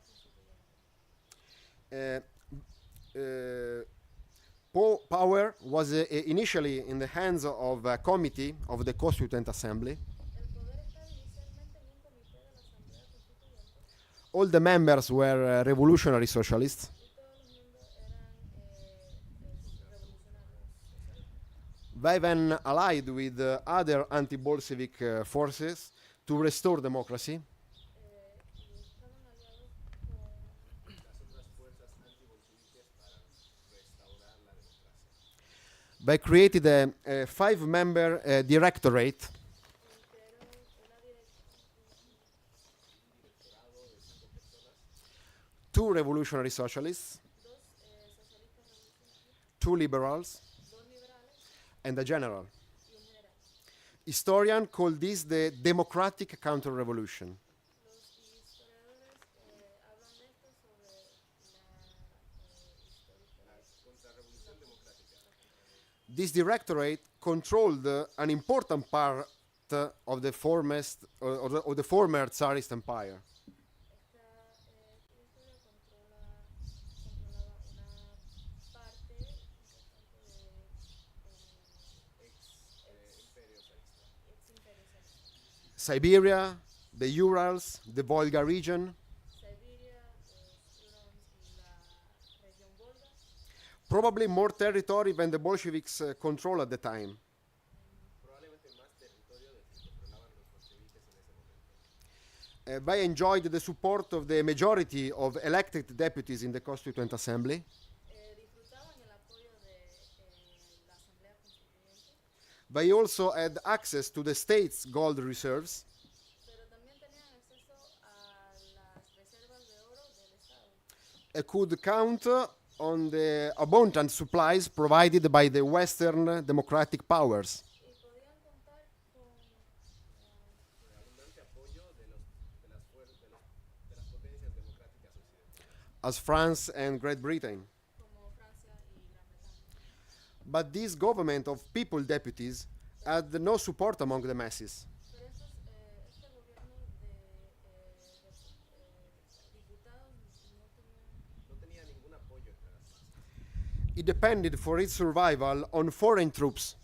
dependía de su supervivencia Dependía de tropas extranjeras para su supervivencia. In particular, 30,000 Czech soldiers. particularmente 30.000 soldados checoslovacos. This wonderful democratic government were short-lived. Este maravilloso gobierno democrático no duró mucho. It lasted only from September to November 1918. Solo duró de septiembre a noviembre de 1918. It was overthrown not by the terrible Bolsheviks, No fue derrocado, pero no por los terribles bolcheviques, but by a coup organized by the Tsarist generals sino por un golpe organizado por los generales zaristas and replaced by the military dictatorship of Admiral Kolchak. y fue reemplazado por la dictadura militar del admiral Kolchak. This coup had the full support of the bourgeoisie Este golpe tenía todo el apoyo de la burguesía and the British and French representatives in Russia. y los representantes británicos y franceses en Rusia. The former ruling classes, generals and bourgeois politicians, Las ex clases dominantes, los generales y los políticos, didn't want parliamentary democracy. no querían la democracia parlamentaria. We wanted to return to the situation before the February Revolution. Querían retornar a la situación antes de la revolución de febrero. For the white generals, all socialists had to be hanged. Para los generales blancos, todos los socialistas tenían que ser colgados. It didn't matter whether they were Bolsheviks, Mensheviks, or revolutionary No socialists. importaba si eran bolcheviques, mencheviques o socialdemócratas. In October 1918, En octubre de 1918, the directorate moved to Omsk in Siberia. el directorado se movió a Amsk, en Siberia. The garrison of the city consisted of Siberian Cossacks. La defensa de la ciudad consistía de cosacos siberianos. The city was full of officers who La ciudad estaba llena de oficiales got drunk in the nights and sang God Save the Tsar. que se emborrachaban en la noche y cantaban Dios salve al zar. This was the army of the democratic counter-revolution. Este era el ejército de la contrarrevolución democrática. Kolchak ordered the arrest of all members of the Constituent Assembly, Kolchak ordenó el arresto de todos los miembros de la Asamblea Constituyente, calling them enemies of the state. llamándolos enemigos del Estado.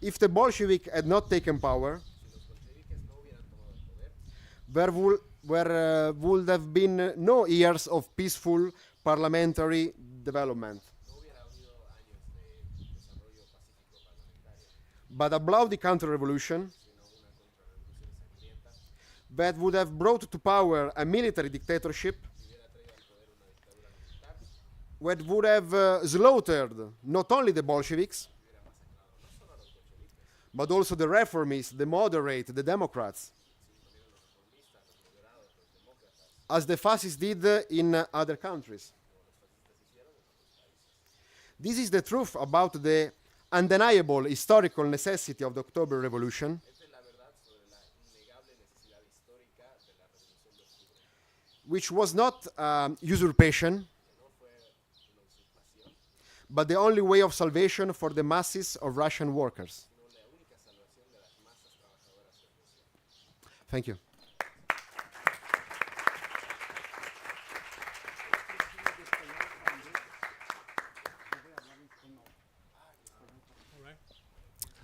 Thanks to Franco. Now it will be Alex from Brazil, and followed by Jamie from Britain. Si quieres. Sí, sí, sí. Bueno, camaradas, primero felicitar a Alessio por su buena introducción, muy completa.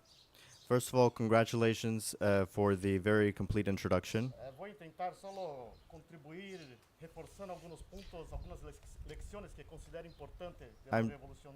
I'm just going to contribute by completing some of these ideas that I think are important to understand the Russian Revolution. Sin duda es fundamental para nosotros revolucionarios estudiar las revoluciones Without a doubt, it's very important for us to study these revolutions y sacar sus lecciones. and take lessons from them. Yo creo que todos nosotros vamos a vivir una revolución en nuestras vidas, en nuestros países. I think we're all going to live through revolutions in our time and in our lifetimes and in our countries. Y espero que estemos en condiciones de dirigir una revolución. And I hope that we are in the conditions to lead a revolution. Entonces tenemos que aprender de las revoluciones victoriosas y de las revoluciones derrotadas So we must learn from the successful revolutions and the defeated revolutions para ayudar a la clase obrera en nuestros países a llegar al poder. to help the working classes of our countries to reach power. Así como los bolcheviques sacaron las lecciones de la Comuna de París, The same way that the Bolsheviks took lessons from the Paris Commune, que fue fundamental para dirigir en la revolución y la tomada del poder en 1917. which was fundamental for the Russian Revolution to reach power in 1917. La primera cuestión es que creo que la revolución rusa es una confirmación de la revolución permanente.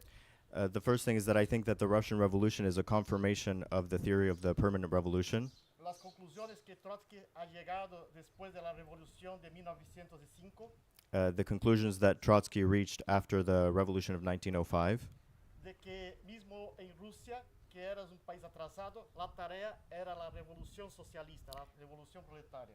that even in Russia, which was a backward country, that the objective was a socialist revolution, Y que no se trataba de esperar la victoria del socialismo en los países imperialistas para después A- seguir la revolución socialista en Rusia.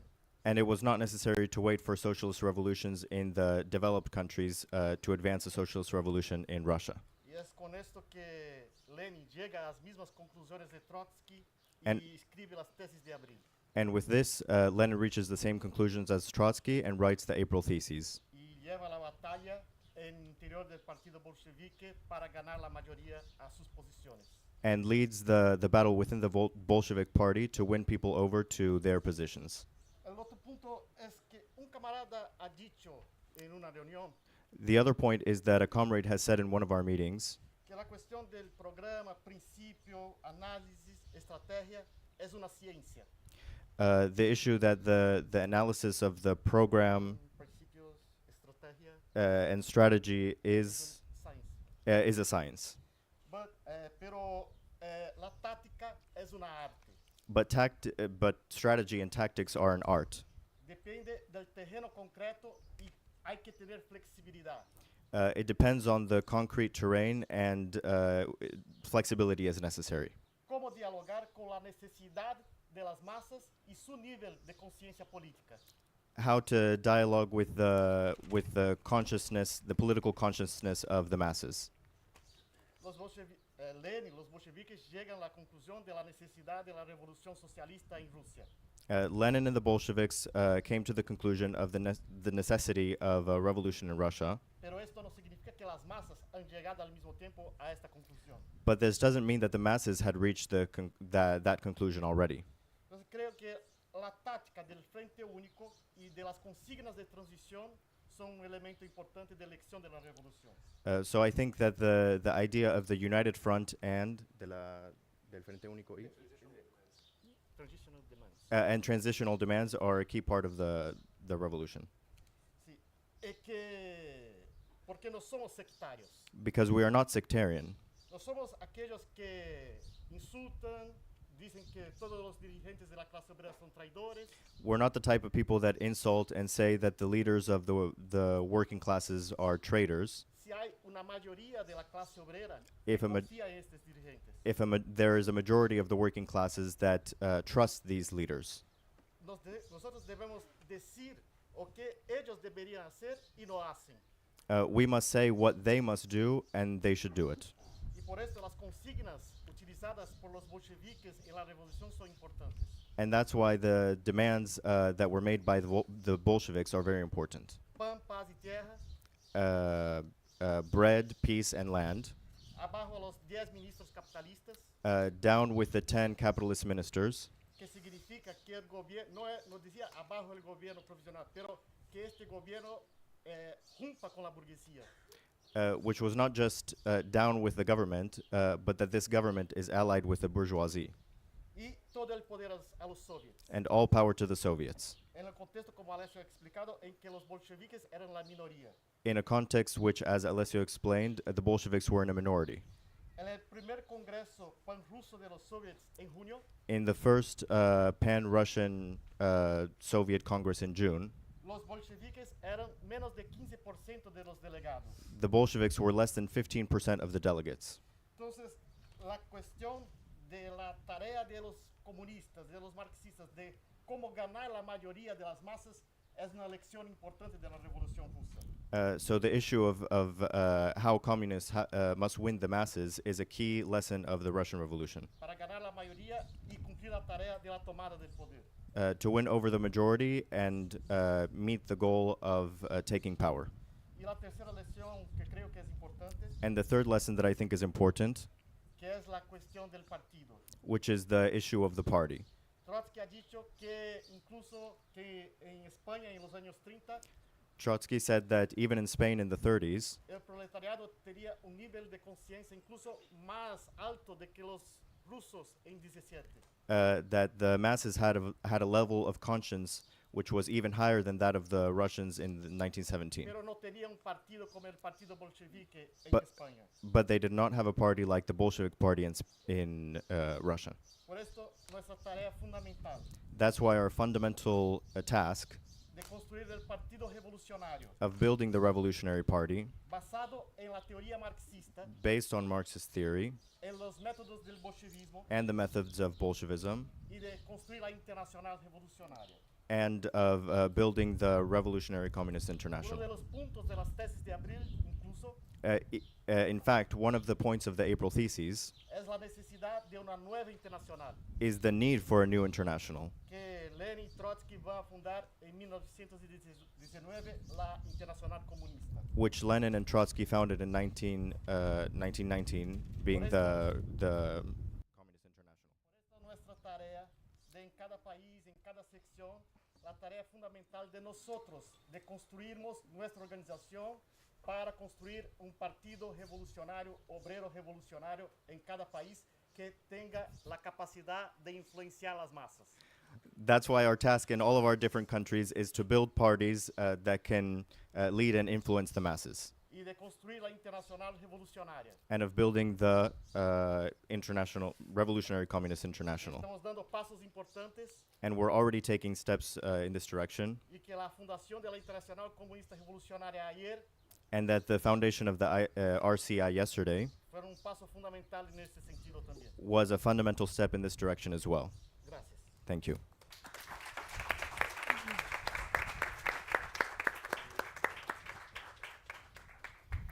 Thanks to Alex. Now will be Jamie from Britain, followed by Karen from Mexico. Comrades, I will speak today about the way in which the Russian working class took power Camaradas, hoy voy a hablar hoy en la forma de que los trabajadores en Rusia tomaron el poder and the lessons that we can learn from this. y las lecciones que podemos aprender de ellos. Insurrection cannot be isolated from its broader context. La insurrección no puede ser isolada de su contexto general. Rather, all of the laws of revolution are embodied there in their sharpest forms. Todas las leyes de la revolución están manifestadas ahí en sus formas más agudas. In particular, free conditions for revolution, which were outlined by Lenin, En particular, las condiciones que fueron explicadas por Lenin para la revolución appear in insurrection as decisive tactical laws. aparecen en la revolución como leyes de tácticas decisivas. These laws are, Estas leyes son, firstly, that the revolutionary class is conscious and unified. primero, que la clase revolucionaria sea consciente y unida. Secondly, that the upper classes are in disarray. Segundo, que las clases dominantes estén en desorden. And thirdly, that the middle classes are in ferment. Y por terceramente, que las clases medias estén en It was by making use of and encouraging along these tendencies era por Utilizando y enfocando esas tendencias that the Bolshevik Party was able to take power. que el partido bolchevique fue capaz de tomar el poder. The support of the middle classes was especially important, El apoyo de las clases medias fue particularmente importante, as it was only through them that the proletariat could come to lead the nation as a whole. que fue solo por ellos que el partido y la clase revolucionaria fue capaz de tomar el poder. The most reactionary layers of the petty bourgeoisie up to the provisional government Las capas más reaccionarias de la clase burguesa fue up to the provisional government hasta el gobierno provisional were paralyzed with indecision because of the success of the Bolsheviks. fueron paralizadas por indecisión por el éxito de los bolcheviques. Although the peasantry at large hadn't voted for the Bolshevik Party directly, Aunque los campesinos en general no habían votado por los bolcheviques de forma directa. por los bolcheviques de forma directa, the mass desertions from the army and the jacquerie in the countryside were infinitely more important. las grandes Deserciones deserciones en el ejército en el ejército y los acontecimientos en el campo eran mucho más importantes. The support of the peasantry was only won afterwards with the land reforms and by ending the war. el apoyo de los campesinos Recién se obtuvo después con el fin de la guerra y la reforma agraria. This is because the outcome of revolution is not determined by formal democracy, esto es porque El destino de la revolución no está decidido, no se decide por la democracia formal, but by the strengths of the contending classes and in the immediate case, their military strengths.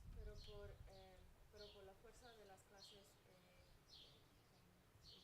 en batalla ¿cómo se dice? Their military strengths in particular.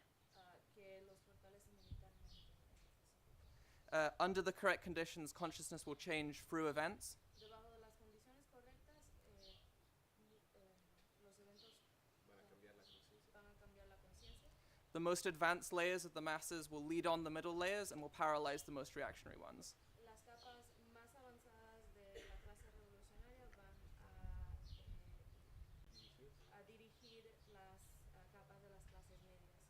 This is the case even amongst the working class, Este es el caso hasta en la clase obrera.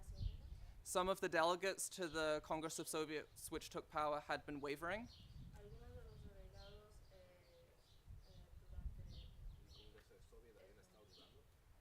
durante el Congreso de Soviets también estaban dudando, but they were won over precisely because of the triumphant revolutionary atmosphere in Petrograd. pero fueron ganados exactamente por la razón El ambiente triunfante revolucionario en Petrogrado. You cannot wait for a chemically pure insurrection. no puedes esperar por una insurrección hecha perfecta. It is very unlikely that over 50% of the population will be willing to take up arms and overthrow the government. No es muy probable que 50% de la población sea capaz de tomar armas contra un gobierno. Thence arises the most important condition for insurrection to be successful, Después surge La condición la condición más importante para una insurrección, which is the welding together of the advance guard of the revolutionary class into an organized party. que es el ajuntamiento del vanguardia de la clase de la clase en un partido revolucionario. If we today are to be the vanguard of the working class, then we must be the most proactive class fighters. Si en el día de hoy queremos ser la vanguardia de la clase revolucionaria,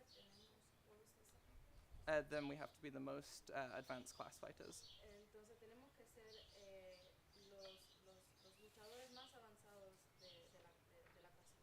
Just as the Bolsheviks proved themselves to be proactive in October by seizing power. Igual que como los bolcheviques demostraron que fueron capaces de During, I'm gonna ask. I'm new to this, so like even shorter sentences for me. So could you repeat that? Sure. So if we are to be the vanguard of the working, the Bolsheviks proved themselves in October. Los bolcheviques se demostraron en octubre to be the most proactive ser los más proactivos, because they were able to take power.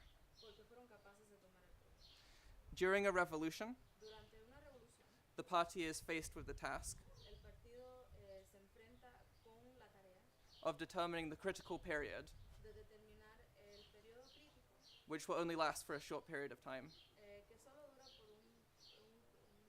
por un tiempo corto, in which the advanced layers of the masses can take power en que las capas más avanzadas pueden tomar el poder and be supported by the people as a whole. y ser apoyados por el pueblo en general. This won't be as simple as just calling the masses out onto the street. Esto no va a ser tan simple como solamente llamar a las masas a la calle. If in October the revolution had been discoordinated, Si en octubre la revolución hubiera sido descoordinada, then the example of the insurrection in Moscow entonces el ejemplo de la insurrección en Moscú proves that it would have been drawn out. hubiera probado que Es prueba de que se hubiera alargado. es prueba de que se hubiera And this could have proved fatal to the revolution. y esto hubiera sido fatal para la revolución rusa. So most of the peasant garrison stationed in Petrograd Muchos de los campesinos estacionados en Petrogrado were trending towards insurrection, estaban Tendiendo hacia la insurrección armada. hacia la insurrección armada, albeit with relatively few willing to actively mobilize. pero sin muchos de ellos estando listos para en realidad movilizarse. Trotsky and the Military Revolutionary Committee Trotsky y el Comité Revolucionario drew up a concrete plan for the seizure of power, diseñó un plan concreto revolucionario which relied on the varying strengths and weaknesses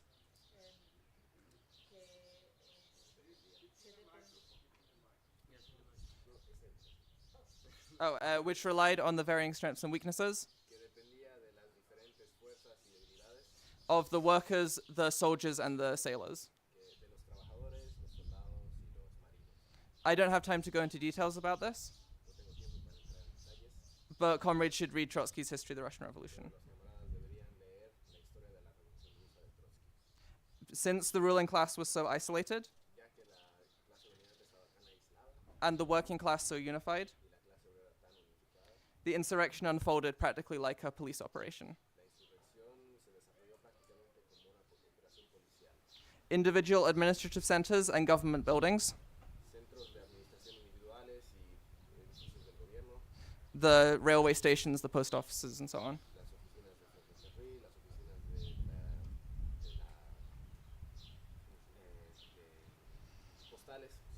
de postales, were seized by small groups, fueron tomadas por grupos pequeños, but there was no need for the masses to prove their support in bloody clashes. pero no hubo necesidad de que las masas demostraran su apoyo en choques violentos y bizantinos, Because they had already shown their support through the elections to the Soviets. porque ya habían mostrado su apoyo a través de las elecciones a los soviets. Now, our understanding of insurrection flows from that of the general political context, Para nuestra comprensión de la insurrección fluye del contexto político general and is thus in accordance with our theoretical understanding of the proletarian revolution. y está de acuerdo a nuestra comprensión de la revolución proletaria. Nevertheless, it must be adapted to the particular situation, De todas formas, debe ser adaptada a la situación particular and as an art with an independent significance, y como un arte con un significado independiente. it has its own particular laws besides those of the revolution as a whole. Tiene sus leyes particulares aparte de las leyes generales de la revolución. These laws were first explained by Engels Estas leyes fueron explicadas en primera instancia por Engels in a work which he published under Marx's name about the German revolutions of 1848. en un trabajo que publicó bajo el nombre de Marx sobre las revoluciones German revolutions, yeah. alemanas de 1800. Yeah, Lenin in September and October went back to these to learn the lessons of history. Lenin en septiembre y octubre releyó esos textos para aprender las lecciones de la historia, In particular, two key lessons. en particular dos lecciones clave. Firstly, that you cannot play with insurrection. Que no puedes jugar con la insurrección. It's impossible to prove mathematically that the moment is right for an insurrection to take place. Es posible demostrar matemáticamente que el momento es correcto para la insurrección. But if you think that it is, then you must be committed to the end. Pero si crees que es correcto, tienes que estar comprometido hasta el final. Events prove that the Bolsheviks were correct in their assessment. Eventos, los acontecimientos demostraron que los bolcheviques tenían razón. In cities across the country, insurrections along the lines of Petrograd took place. En todas las ciudades del país, insurrecciones similares a las de Petrogrado tomaron lugar. And in those places where the petty bourgeoisie had strongholds, Y en aquellos lugares donde la pequeña burguesía tenía fortalezas, it was very easy to mobilize the local population fue muy fácil movilizar a la población local and to bring in revolutionary detachments from the capital cities y traer regimientos revolucionarios de las ciudades capitales in order to liberate the working class. para liberar a la clase obrera. There isn't a single line of communist theory No hay ni una sola línea de teoría comunista which denies that the revolution can, under certain conditions, que niegue que la revolución bajo ciertas condiciones be spread through military force. pueda ser expendida por fuerza militar. The question is whether the people that are being liberated La cuestión es si es que las personas que están siendo liberadas actually support the liberation in the first place. en primer lugar apoyan la liberación.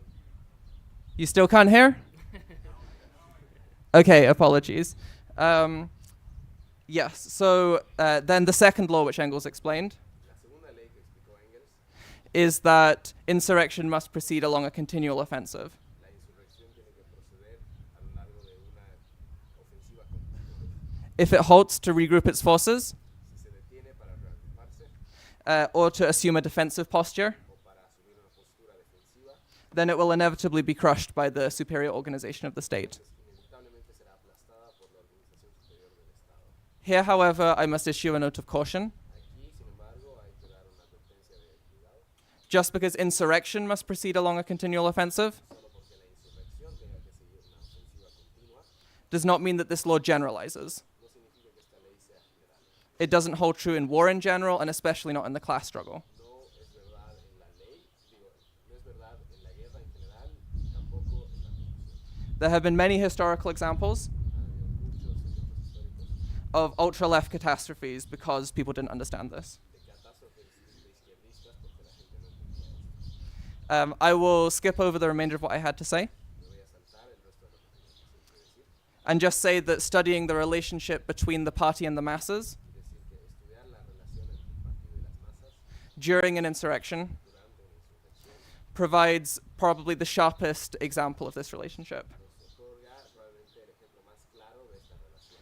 And thus that studying it, both the comrades here and taking it back to our sections and our branches, Y así que estudiándolo, tanto los camaradas de aquí como llevarlo de vuelta a nuestras secciones y grupos, will deepen the understanding of all comrades va a profundizar la comprensión de todos los camaradas about the role of the party within the masses. sobre el rol del partido en las masas. In particular, the relationship between mass action and conspiracy. En particular, la relación entre acción de masas y conspiración. And in this regard, I would recommend, again, reading Trotsky's History of the Russian Revolution. En este contexto también les recomiendo leer la historia de la Revolución Rusa de Trotsky. And I think that this applies in particular to the Palestine interventions we've been doing recently. Y esto también se relaciona en particular con las intervenciones en el movimiento pro-Palestina que hemos estado haciendo. Thank you.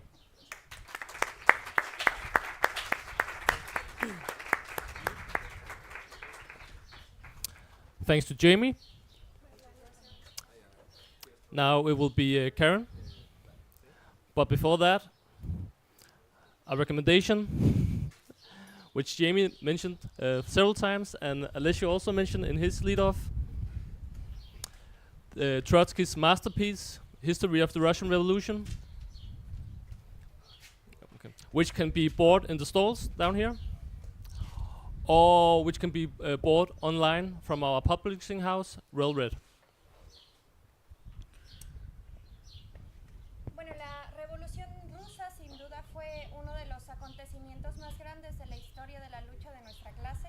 Well, without a doubt, the Russian Revolution was by far the most inspiring and successful achievement of our in history in our lifetime. Porque por primera vez los oprimidos tomaron el poder Because for the first time, the oppressed masses took power para sentar las bases de la construcción de una sociedad nueva. to lay down the foundations for the building of a new society. Y una parte importante de eso fue la cuestión de la educación en Rusia después de la revolución. And one important question that arose was that of the question of education after the Russian Revolution. Las condiciones de atraso educativo en Rusia eran muy grandes. The conditions of lack of education and overall backwardness were very large and of big concern. El 80% del total de la población era analfabeta 80% of the population was illiterate, y las mujeres llevaban la peor parte porque el 88% no sabían leer comparado con el 60% de los hombres. and the women in Russia were even worse off, as 88% of them were illiterate, as opposed to 60% of the men in Russia. Era muy claro que antes de la revolución la educación era un privilegio de clase. It was very clear that before the Russian Revolution, education was a privilege only available to the ruling class, Al que los trabajadores y campesinos de la Rusia zarista no podían acceder. a privilege that the peasantry and the workers of Russia had absolutely no access to. Su vida se consumía entre la miseria y la brutal explotación. Su vida se consumía entre la miseria y la brutal explotación. Their lives were purely consumed by exploitation and misery, Sin la posibilidad de acceder a la cultura y al conocimiento. without the possibility without the access to culture and learning and education overall. Sin embargo, la revolución transformaría radicalmente esta situación. However, the Russian Revolution would dramatically transform these conditions. Y fueron los mismos trabajadores analfabetas los que heroicamente sentaron las bases de la transformación educativa de toda Rusia. And it was the same illiterate workers who laid the foundations for the building of a new socialist society. Transformación educativa de la sociedad. For the for the transformation of education in Russia. Por supuesto, bajo la dirección del partido bolchevique, Of course, under the direction of the Bolshevik Party, donde Krupskaya y Lunacharsky, were Krupskaya and Lunacharsky, que era el comisariado del pueblo para la educación, who was the commissary for the education of the who was the People's Commissary for Education, jugaron un papel muy importante. who played a most important role. Lenin decía, Lenin said, voy a leer la cita y te la paso. Es preciso educar al conjunto de la clase obrera para que esté en condiciones de asumir su papel de combatiente por la emancipación de la humanidad de toda opresión.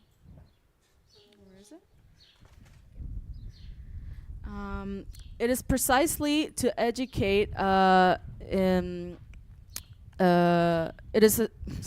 is precisely to educate in conjunction with the working class, so that it can be in conditions, to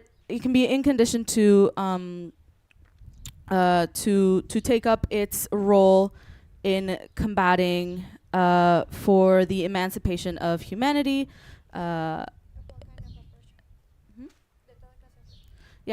Of combating for the emancipation of the whole of the oppressed or the oppressed classes.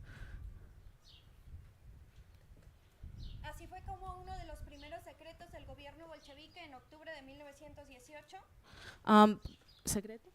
Decretos. Okay. That was how one of the first decrees of the Bolshevik Party in 1918 Fue la de garantizar la obligatoriedad y gratuidad de la educación. was to guarantee and La obligatorio y gratuito. was to guarantee education for all. De los niños de 8 a 17 años From kids of 8 to 18 years of age, y se prohibió el trabajo en minas They were prohibited from going to work in the mines and in factories. Ahora la educación tenía que tener un enfoque creador Now education had to have a created focus, protagonizado por la clase trabajadora led by the working class, y para organizar la iniciativa, esta iniciativa popular and to organize this initiative, led by the masses. se formaron los soviets para la enseñanza, They formed the Soviets for the purpose of education, que eran elegidos por la población that were elected by the people, y ellos mismos se encargaban de administrar la enseñanza en su zona. and they themselves took charge of leading educational reforms in their zones. Marx y Engels señalaban en el manifiesto comunista Marx and Engels spoke of in the Communist Manifesto la necesidad de la asociación entre la educación y el trabajo productivo, of the necessity between education, of the association of education and manual labor, la educación politécnica que busca la formación integral del ser humano, yep, multidisciplinary political education, or just multidisciplinary education, y señalaba la inseparabilidad de la educación y la política. and highlighted the inseparability between between education and politics. Ahí es en donde Krupskaya juega un papel muy importante This is where Krupskaya plays a very important role en el desarrollo pedagógico de la educación politécnica. in the in the development of the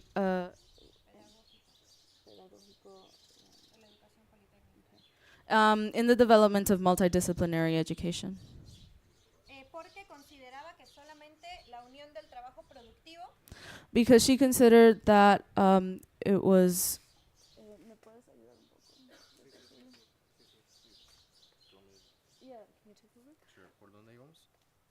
consideraba que solamente la unión del trabajo productivo con la enseñanza. ¿Quién consideraba?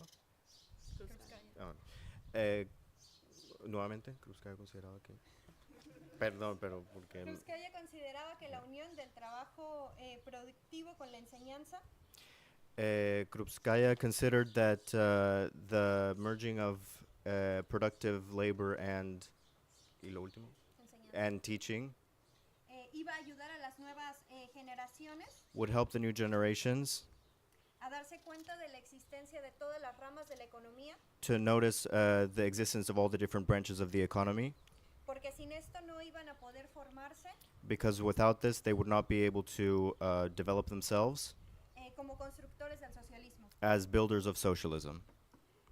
Las condiciones no eran sencillas y los recursos eran limitados, The conditions were not simple and the resources available were few. por lo que después de una década So after a decade, aún no se había conseguido la escolarización de toda la población, the enrollment of the majority of the population in education had not been completed, ni se había podido aplicar plenamente la educación politécnica.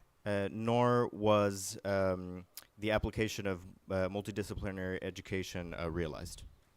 Aún así, a pesar de esto, en 1926, Despite all of this, in 1926, el analfabetismo había disminuido al 57%, illiteracy had fallen to 57%, 57%.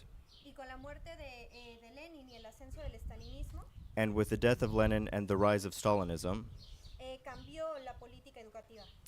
educational policy was changed. En 1929, Lunacharsky y Krupskaya dimiten de sus cargos. 27? 29. In 1929, Krupskaya and Lunacharsky abdicate or leave their positions. Pero aún así, la influencia de la revolución revolución continuó. But despite this, the influence of the revolution continued.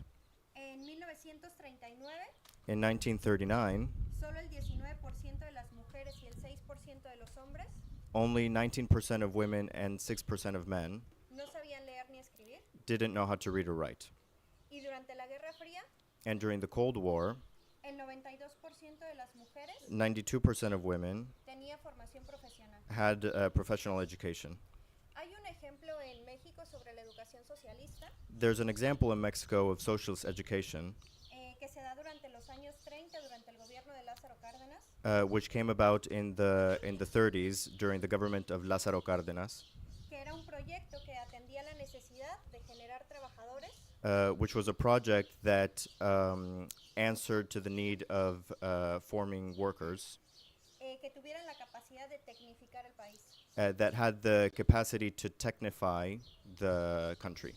Es decir, era un programa para educar a los hijos de obreros y campesinos, That is, it was a program to educate the children of workers and peasants para contar con la mano de obra que se necesitaba para la industria recién expropiada. so that the recently expropriated industry would have mano de obra? Labor force to build it. Así es como se funda el Instituto Politécnico Nacional, That's how the National Polytechnical Institute was founded, con educación laica, científica y gratuita, with secular, free laica, científica y Uh, gratuita. scientific, secular, and free education. Sin embargo, Trotsky señaló al respecto However, Trotsky pointed out in regard to this que 5 años después de la educación socialista en México, that 5 years after socialist education in Mexico, estaba clara la imposibilidad de que pudiera existir este tipo de educación. the impossibility of such an education was shown to be impossible. Porque las bases económicas, sociales y políticas de la sociedad Because the social, economic, and political basis of this system in society seguían en manos del régimen burgués. remained in the hands of the bourgeoisie. Por lo que esta realidad social hacía imposible la educación socialista. And this situation made the realization of socialist education impossible. No puede haber educación socialista con trabajadores hambrientos y campesinos pobres. There can be no socialist education with hungry workers and poor peasants. Y esto solamente era una ilusión de la pequeña burguesía radical And this was just an illusion of the radical petty bourgeoisie para compensar su incapacidad de tomar los caminos revolucionarios. to compensate for their inability to take the revolutionary paths. Y planteaban este programa And they posited this program como una nueva ruta hacia la construcción del socialismo. as a new route toward the building of socialism. Y esa es la diferencia fundamental con la Revolución Rusa, And this is the fundamental difference between this and the Russian Revolution, porque la educación socialista mexicana because Mexican socialist education solamente sirvió para la consolidación del Estado burgués only served for the consolidation of the bourgeois state y para el desarrollo del capitalismo en México. and for the development of capitalism in Mexico. Las condiciones generales de la clase trabajadora nunca cambiaron The general conditions of the working class in Mexico never changed. y hasta la fecha el acceso a la educación superior And to date, access to tertiary education pues es un privilegio is a privilege solo para los que pueden acceder después de un examen de selección. only for those who can access after a selection exam, Lo que comprueba las palabras de Trotsky which confirms Trotsky's words y nos hace regresar al ejemplo de Rusia, and makes us return to the example of Russia, donde la única forma de que la educación sea una herramienta emancipadora where the only way for education to be an emancipatory tool y una vía hacia el socialismo and a road to socialism, solamente puede hacerse liberándola del control del Estado burgués this can only happen by freeing it from the control of the bourgeois state y de los intereses del capital and of the interests of capitalism, y poniendo la educación and putting education bajo el control democrático y revolucionario del nuevo Estado obrero under the democratic control of the new worker state y en pro del desarrollo de las necesidades colectivas. toward the development of collective needs. Así es como la gran revolución rusa this is how the glorious Russian Revolution demostró que en 30 años demonstrated that in 30 years pudo transformar a la Rusia analfabeta it was able to transform illiterate Russia en una de las más grandes potencias educativas del mundo. in one of the greatest educational powerhouses of the world.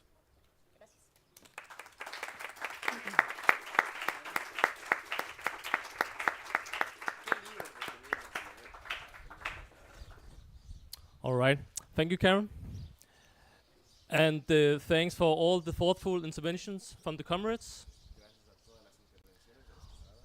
Unfortunately, we couldn't bring all in the discussion, but I'm sure it will continue the rest of the week at this conference. Before Alessio sums up, I'll just make one more recommendation, which is of not this book, I already recommended that, of this book, which is a totally new book, In Defense of Lenin, which is a biography of the most important leader of the Russian Revolution, Vladimir Lenin, which was published by our publishing house earlier this year. And like the other book, it can be bought down in the stalls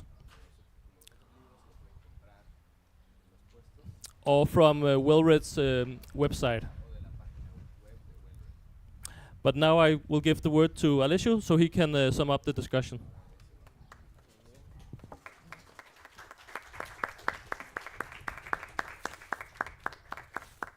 I will try without this. I must say, it was a very good discussion, but first of all, I must say that I never appreciated the importance of flexibility like in these last few days. Now, have been different good intervention. I cannot touch all of them. Alex was speaking about tactic and flexibility. I think that a lesson in this debate during the Russian Revolution on the Leninist approach towards the tactics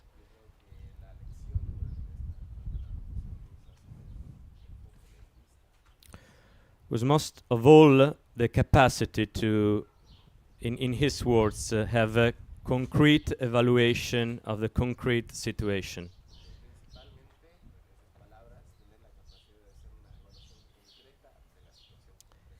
Any tactics is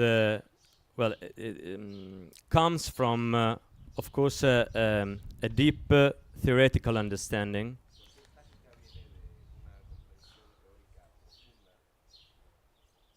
but also from a concrete evaluation of the real situation. And to be honest, a deep theoretical understanding is only possible if you have a deep understanding of the concrete situation and how it develops.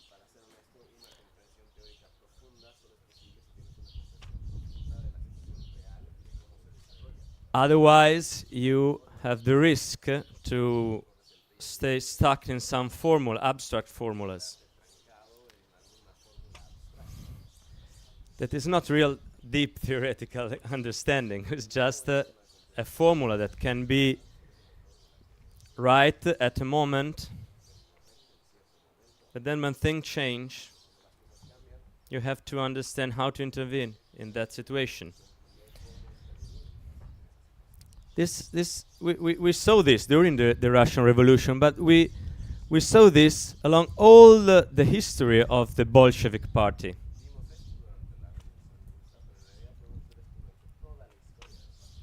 It is very educational to study the debates inside the Bolshevik Party on this point. And also, I think that since we are launching the Revolutionary Communist International also to study the history of the Fourth International,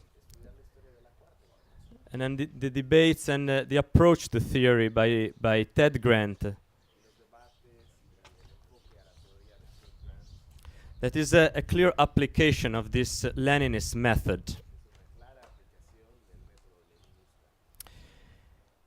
Now he mentioned also the theory of the permanent revolution. It's and this is I want to say this theory is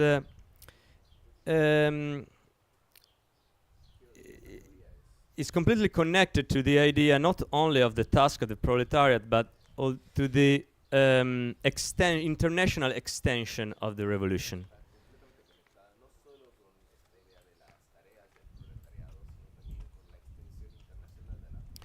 In fact, immediately during the revolution, to be honest, already when Lenin wrote the April thesis, there was one which declared the necessity for a new international. And the Bolsheviks, from the first moment, saw the Russian Revolution not as just the task, the final task.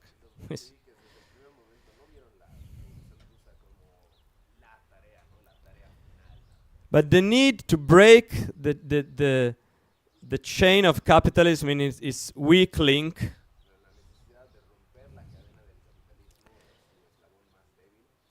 to make possible the international revolution. And in fact, when the German Revolution started, Lenin immediately said that we must mobilize all we can to support this revolution, even let's say sacrifice, we could say, but exhaust our energy to win the revolution in Germany.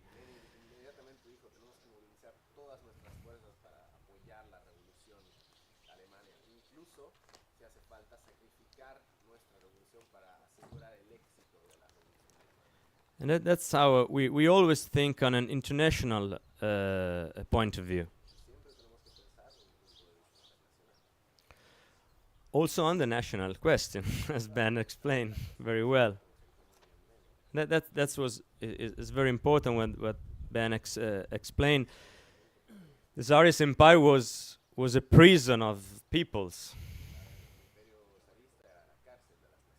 Wouldn't have been possible to make the revolution without addressing that problem.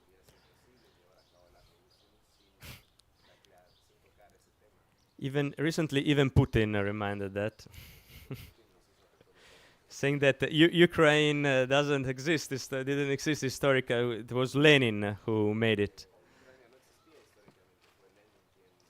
That is not true, of course, from an historical point of view about Ukraine, but it is true that it was Lenin who gave the possibility to autodetermination.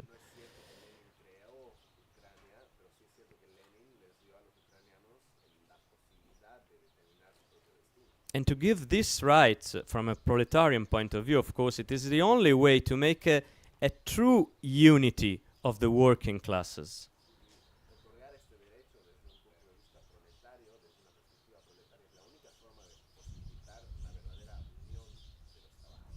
After the revolution, he explained even that since these oppressed people came from centuries of national oppression, from the how is Grand Russian nationalism,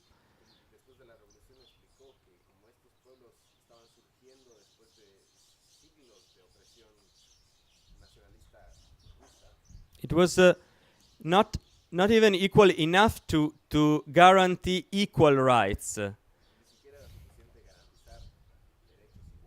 But the Soviet government should have given more rights to the former oppressed people.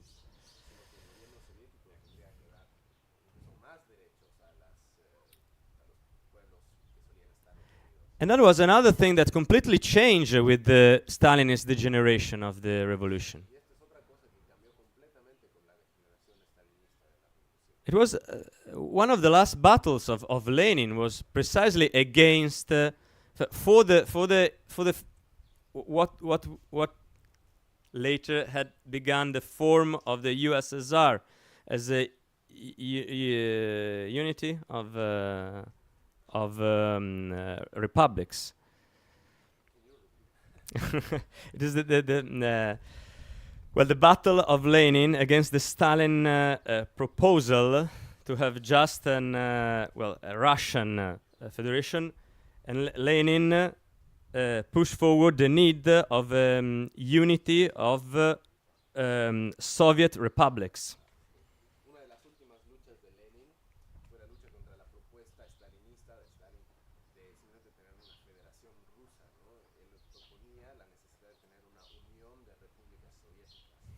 And all the Stalinist regime, even after Stalin, was characterized by a reborn of grand Russian nationalism. El régimen stalinista, también después de la muerte de Stalin, estaba caracterizado por un resurgimiento del nacionalismo ruso. And it was used by the imperialists to, of course, to instrumentalize the search for self-determination of these people. La búsqueda de la autodeterminación de los pueblos. But most importantly, in some cases, for example, the Hungarian Revolution, the battle against the national oppression was fused with a battle for a political revolution. La lucha por la autodeterminación fue fusionada con la lucha por la revolución política. No, but I have not the time to get into too much into details of that. Well, Franco well explained what was the real alternative for the bourgeoisie.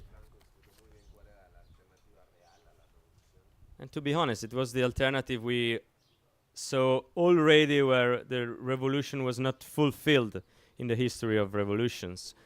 La alternativa que vimos igual en la historia cuando la revolución no llegó a concluirse. We saw it during the Civil War. We saw it with the invasion of the 21 armies. The Russian ruling class, under the leadership of the imperialism, was not disposed to give any concession. It was only a try to weaken the revolution, to create the condition to crush it. But even those armies were defeated not just by a military point of view, but by making the soldier defeat with the revolutionary propaganda. Incluso los ejércitos invasores no fueron derrotados puramente por métodos militares, sino derrotando a los soldados por métodos revolucionarios. Although also by military means. And the building up of the Red Army was quite an important thing made by Trotsky. But that says a lot about the relation between military confrontation and it's always it always has a political base, a class base in revolutionary politics.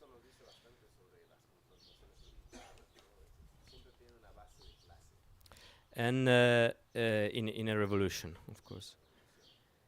And also, of course, it is important to study insurrection as also a technical aspect.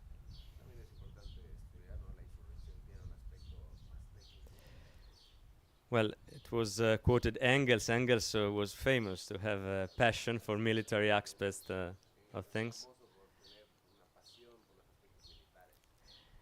But I think that the common characteristic of of revolution is that the military, so the state apparatus, the repression apparatus, Una característica común de las revoluciones es que el ejército, el aparato represivo, el aparato de Estado, collapses on itself. And that's why, that's because it has a class line inside itself. And it must be broken on this class line. And so that's why the political agitation is so much important. Of course, when you ask a soldier to desert, you cannot do just making just abstract speeches. It's a difficult decision to take. Because if the revolution fails, they would be shot. And so the political agitation must fuse with the demonstration of the will to fulfill until the end the task of the revolution.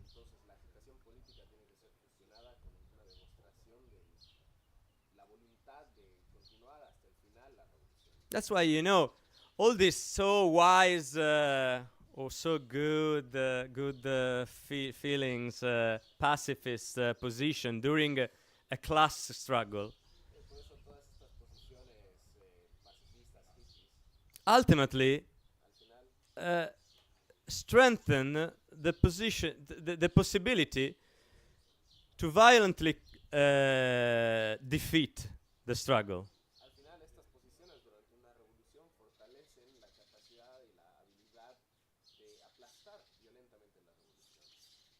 Because we can the feeling of the decision of the working class and the revolution to go until the end.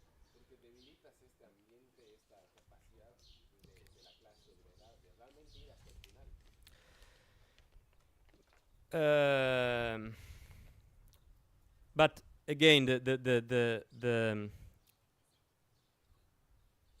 the political aspect and the political class propaganda is the main point.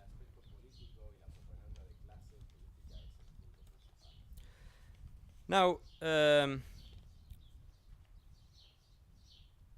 Karen spoke about the development in culture after the revolution, and this is a very, very important thing, because you know the achievements that was made in Russia after the revolution were really unprecedented in history, from all the point of view. The development of the productive forces, of the working class. But all of this was not just a question of working conditions or economic data. That should be the material basis for a complete elevation of human life, to call it with its name. And it is impressive what they could achieve in those conditions. As we said, in backwardness and a civil war, as well a flourishing of culture, of the one to develop, you know, the human being in all of his potentials.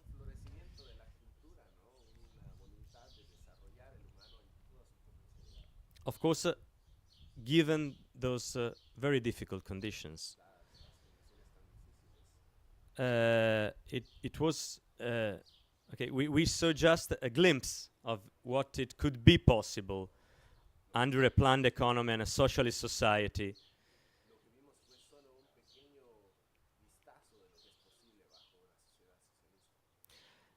and that you know that is well known also by the bourgeoisie, and that's what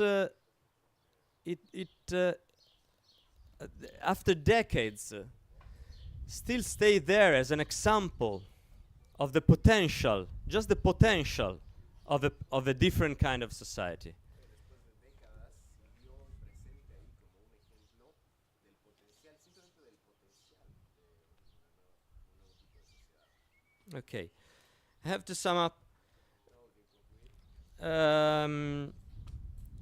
Well, Jamie spoke about the conditions for the revolution. In fact, we are seeing some of these conditions accumulating on a world level.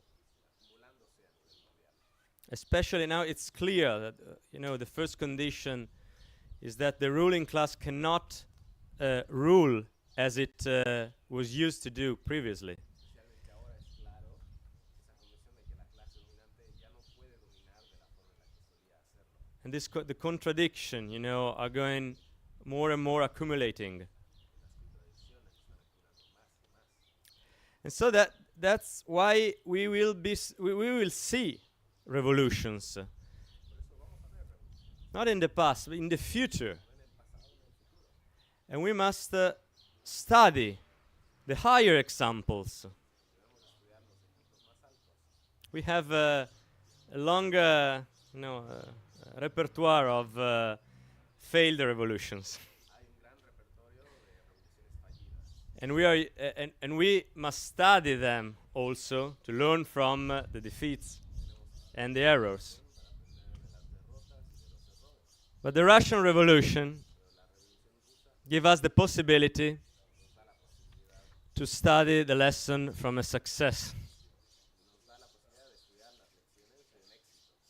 But that is possible only if we study it in depth, as I said. So if this discussion is just a brief introduction, I must say. Because when you read the text by Trotsky, by all the writings by Lenin, we are publishing with the well-read, the 1917 writing by Lenin. It is really a gold mine. And you can see and recognize all different situations where we will be intervening.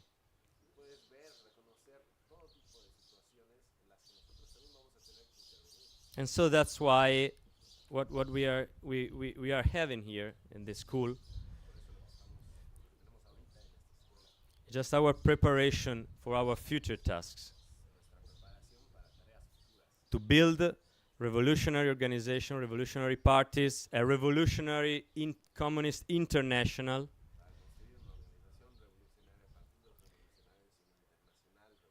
which, yes, sometimes will have to be also the most proactive part. And not only that, communists, as Marx said in the manifesto. At the end, the final last analysis, the communists are the ones who have the general view. And who must be able to see the general process, to understand step by step the different tasks that can vary a lot in different situations.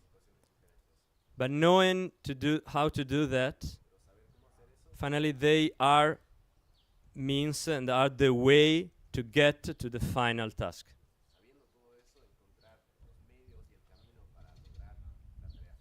That still is the overthrowing of this brutal system and the beginning of a whole new society. That's all.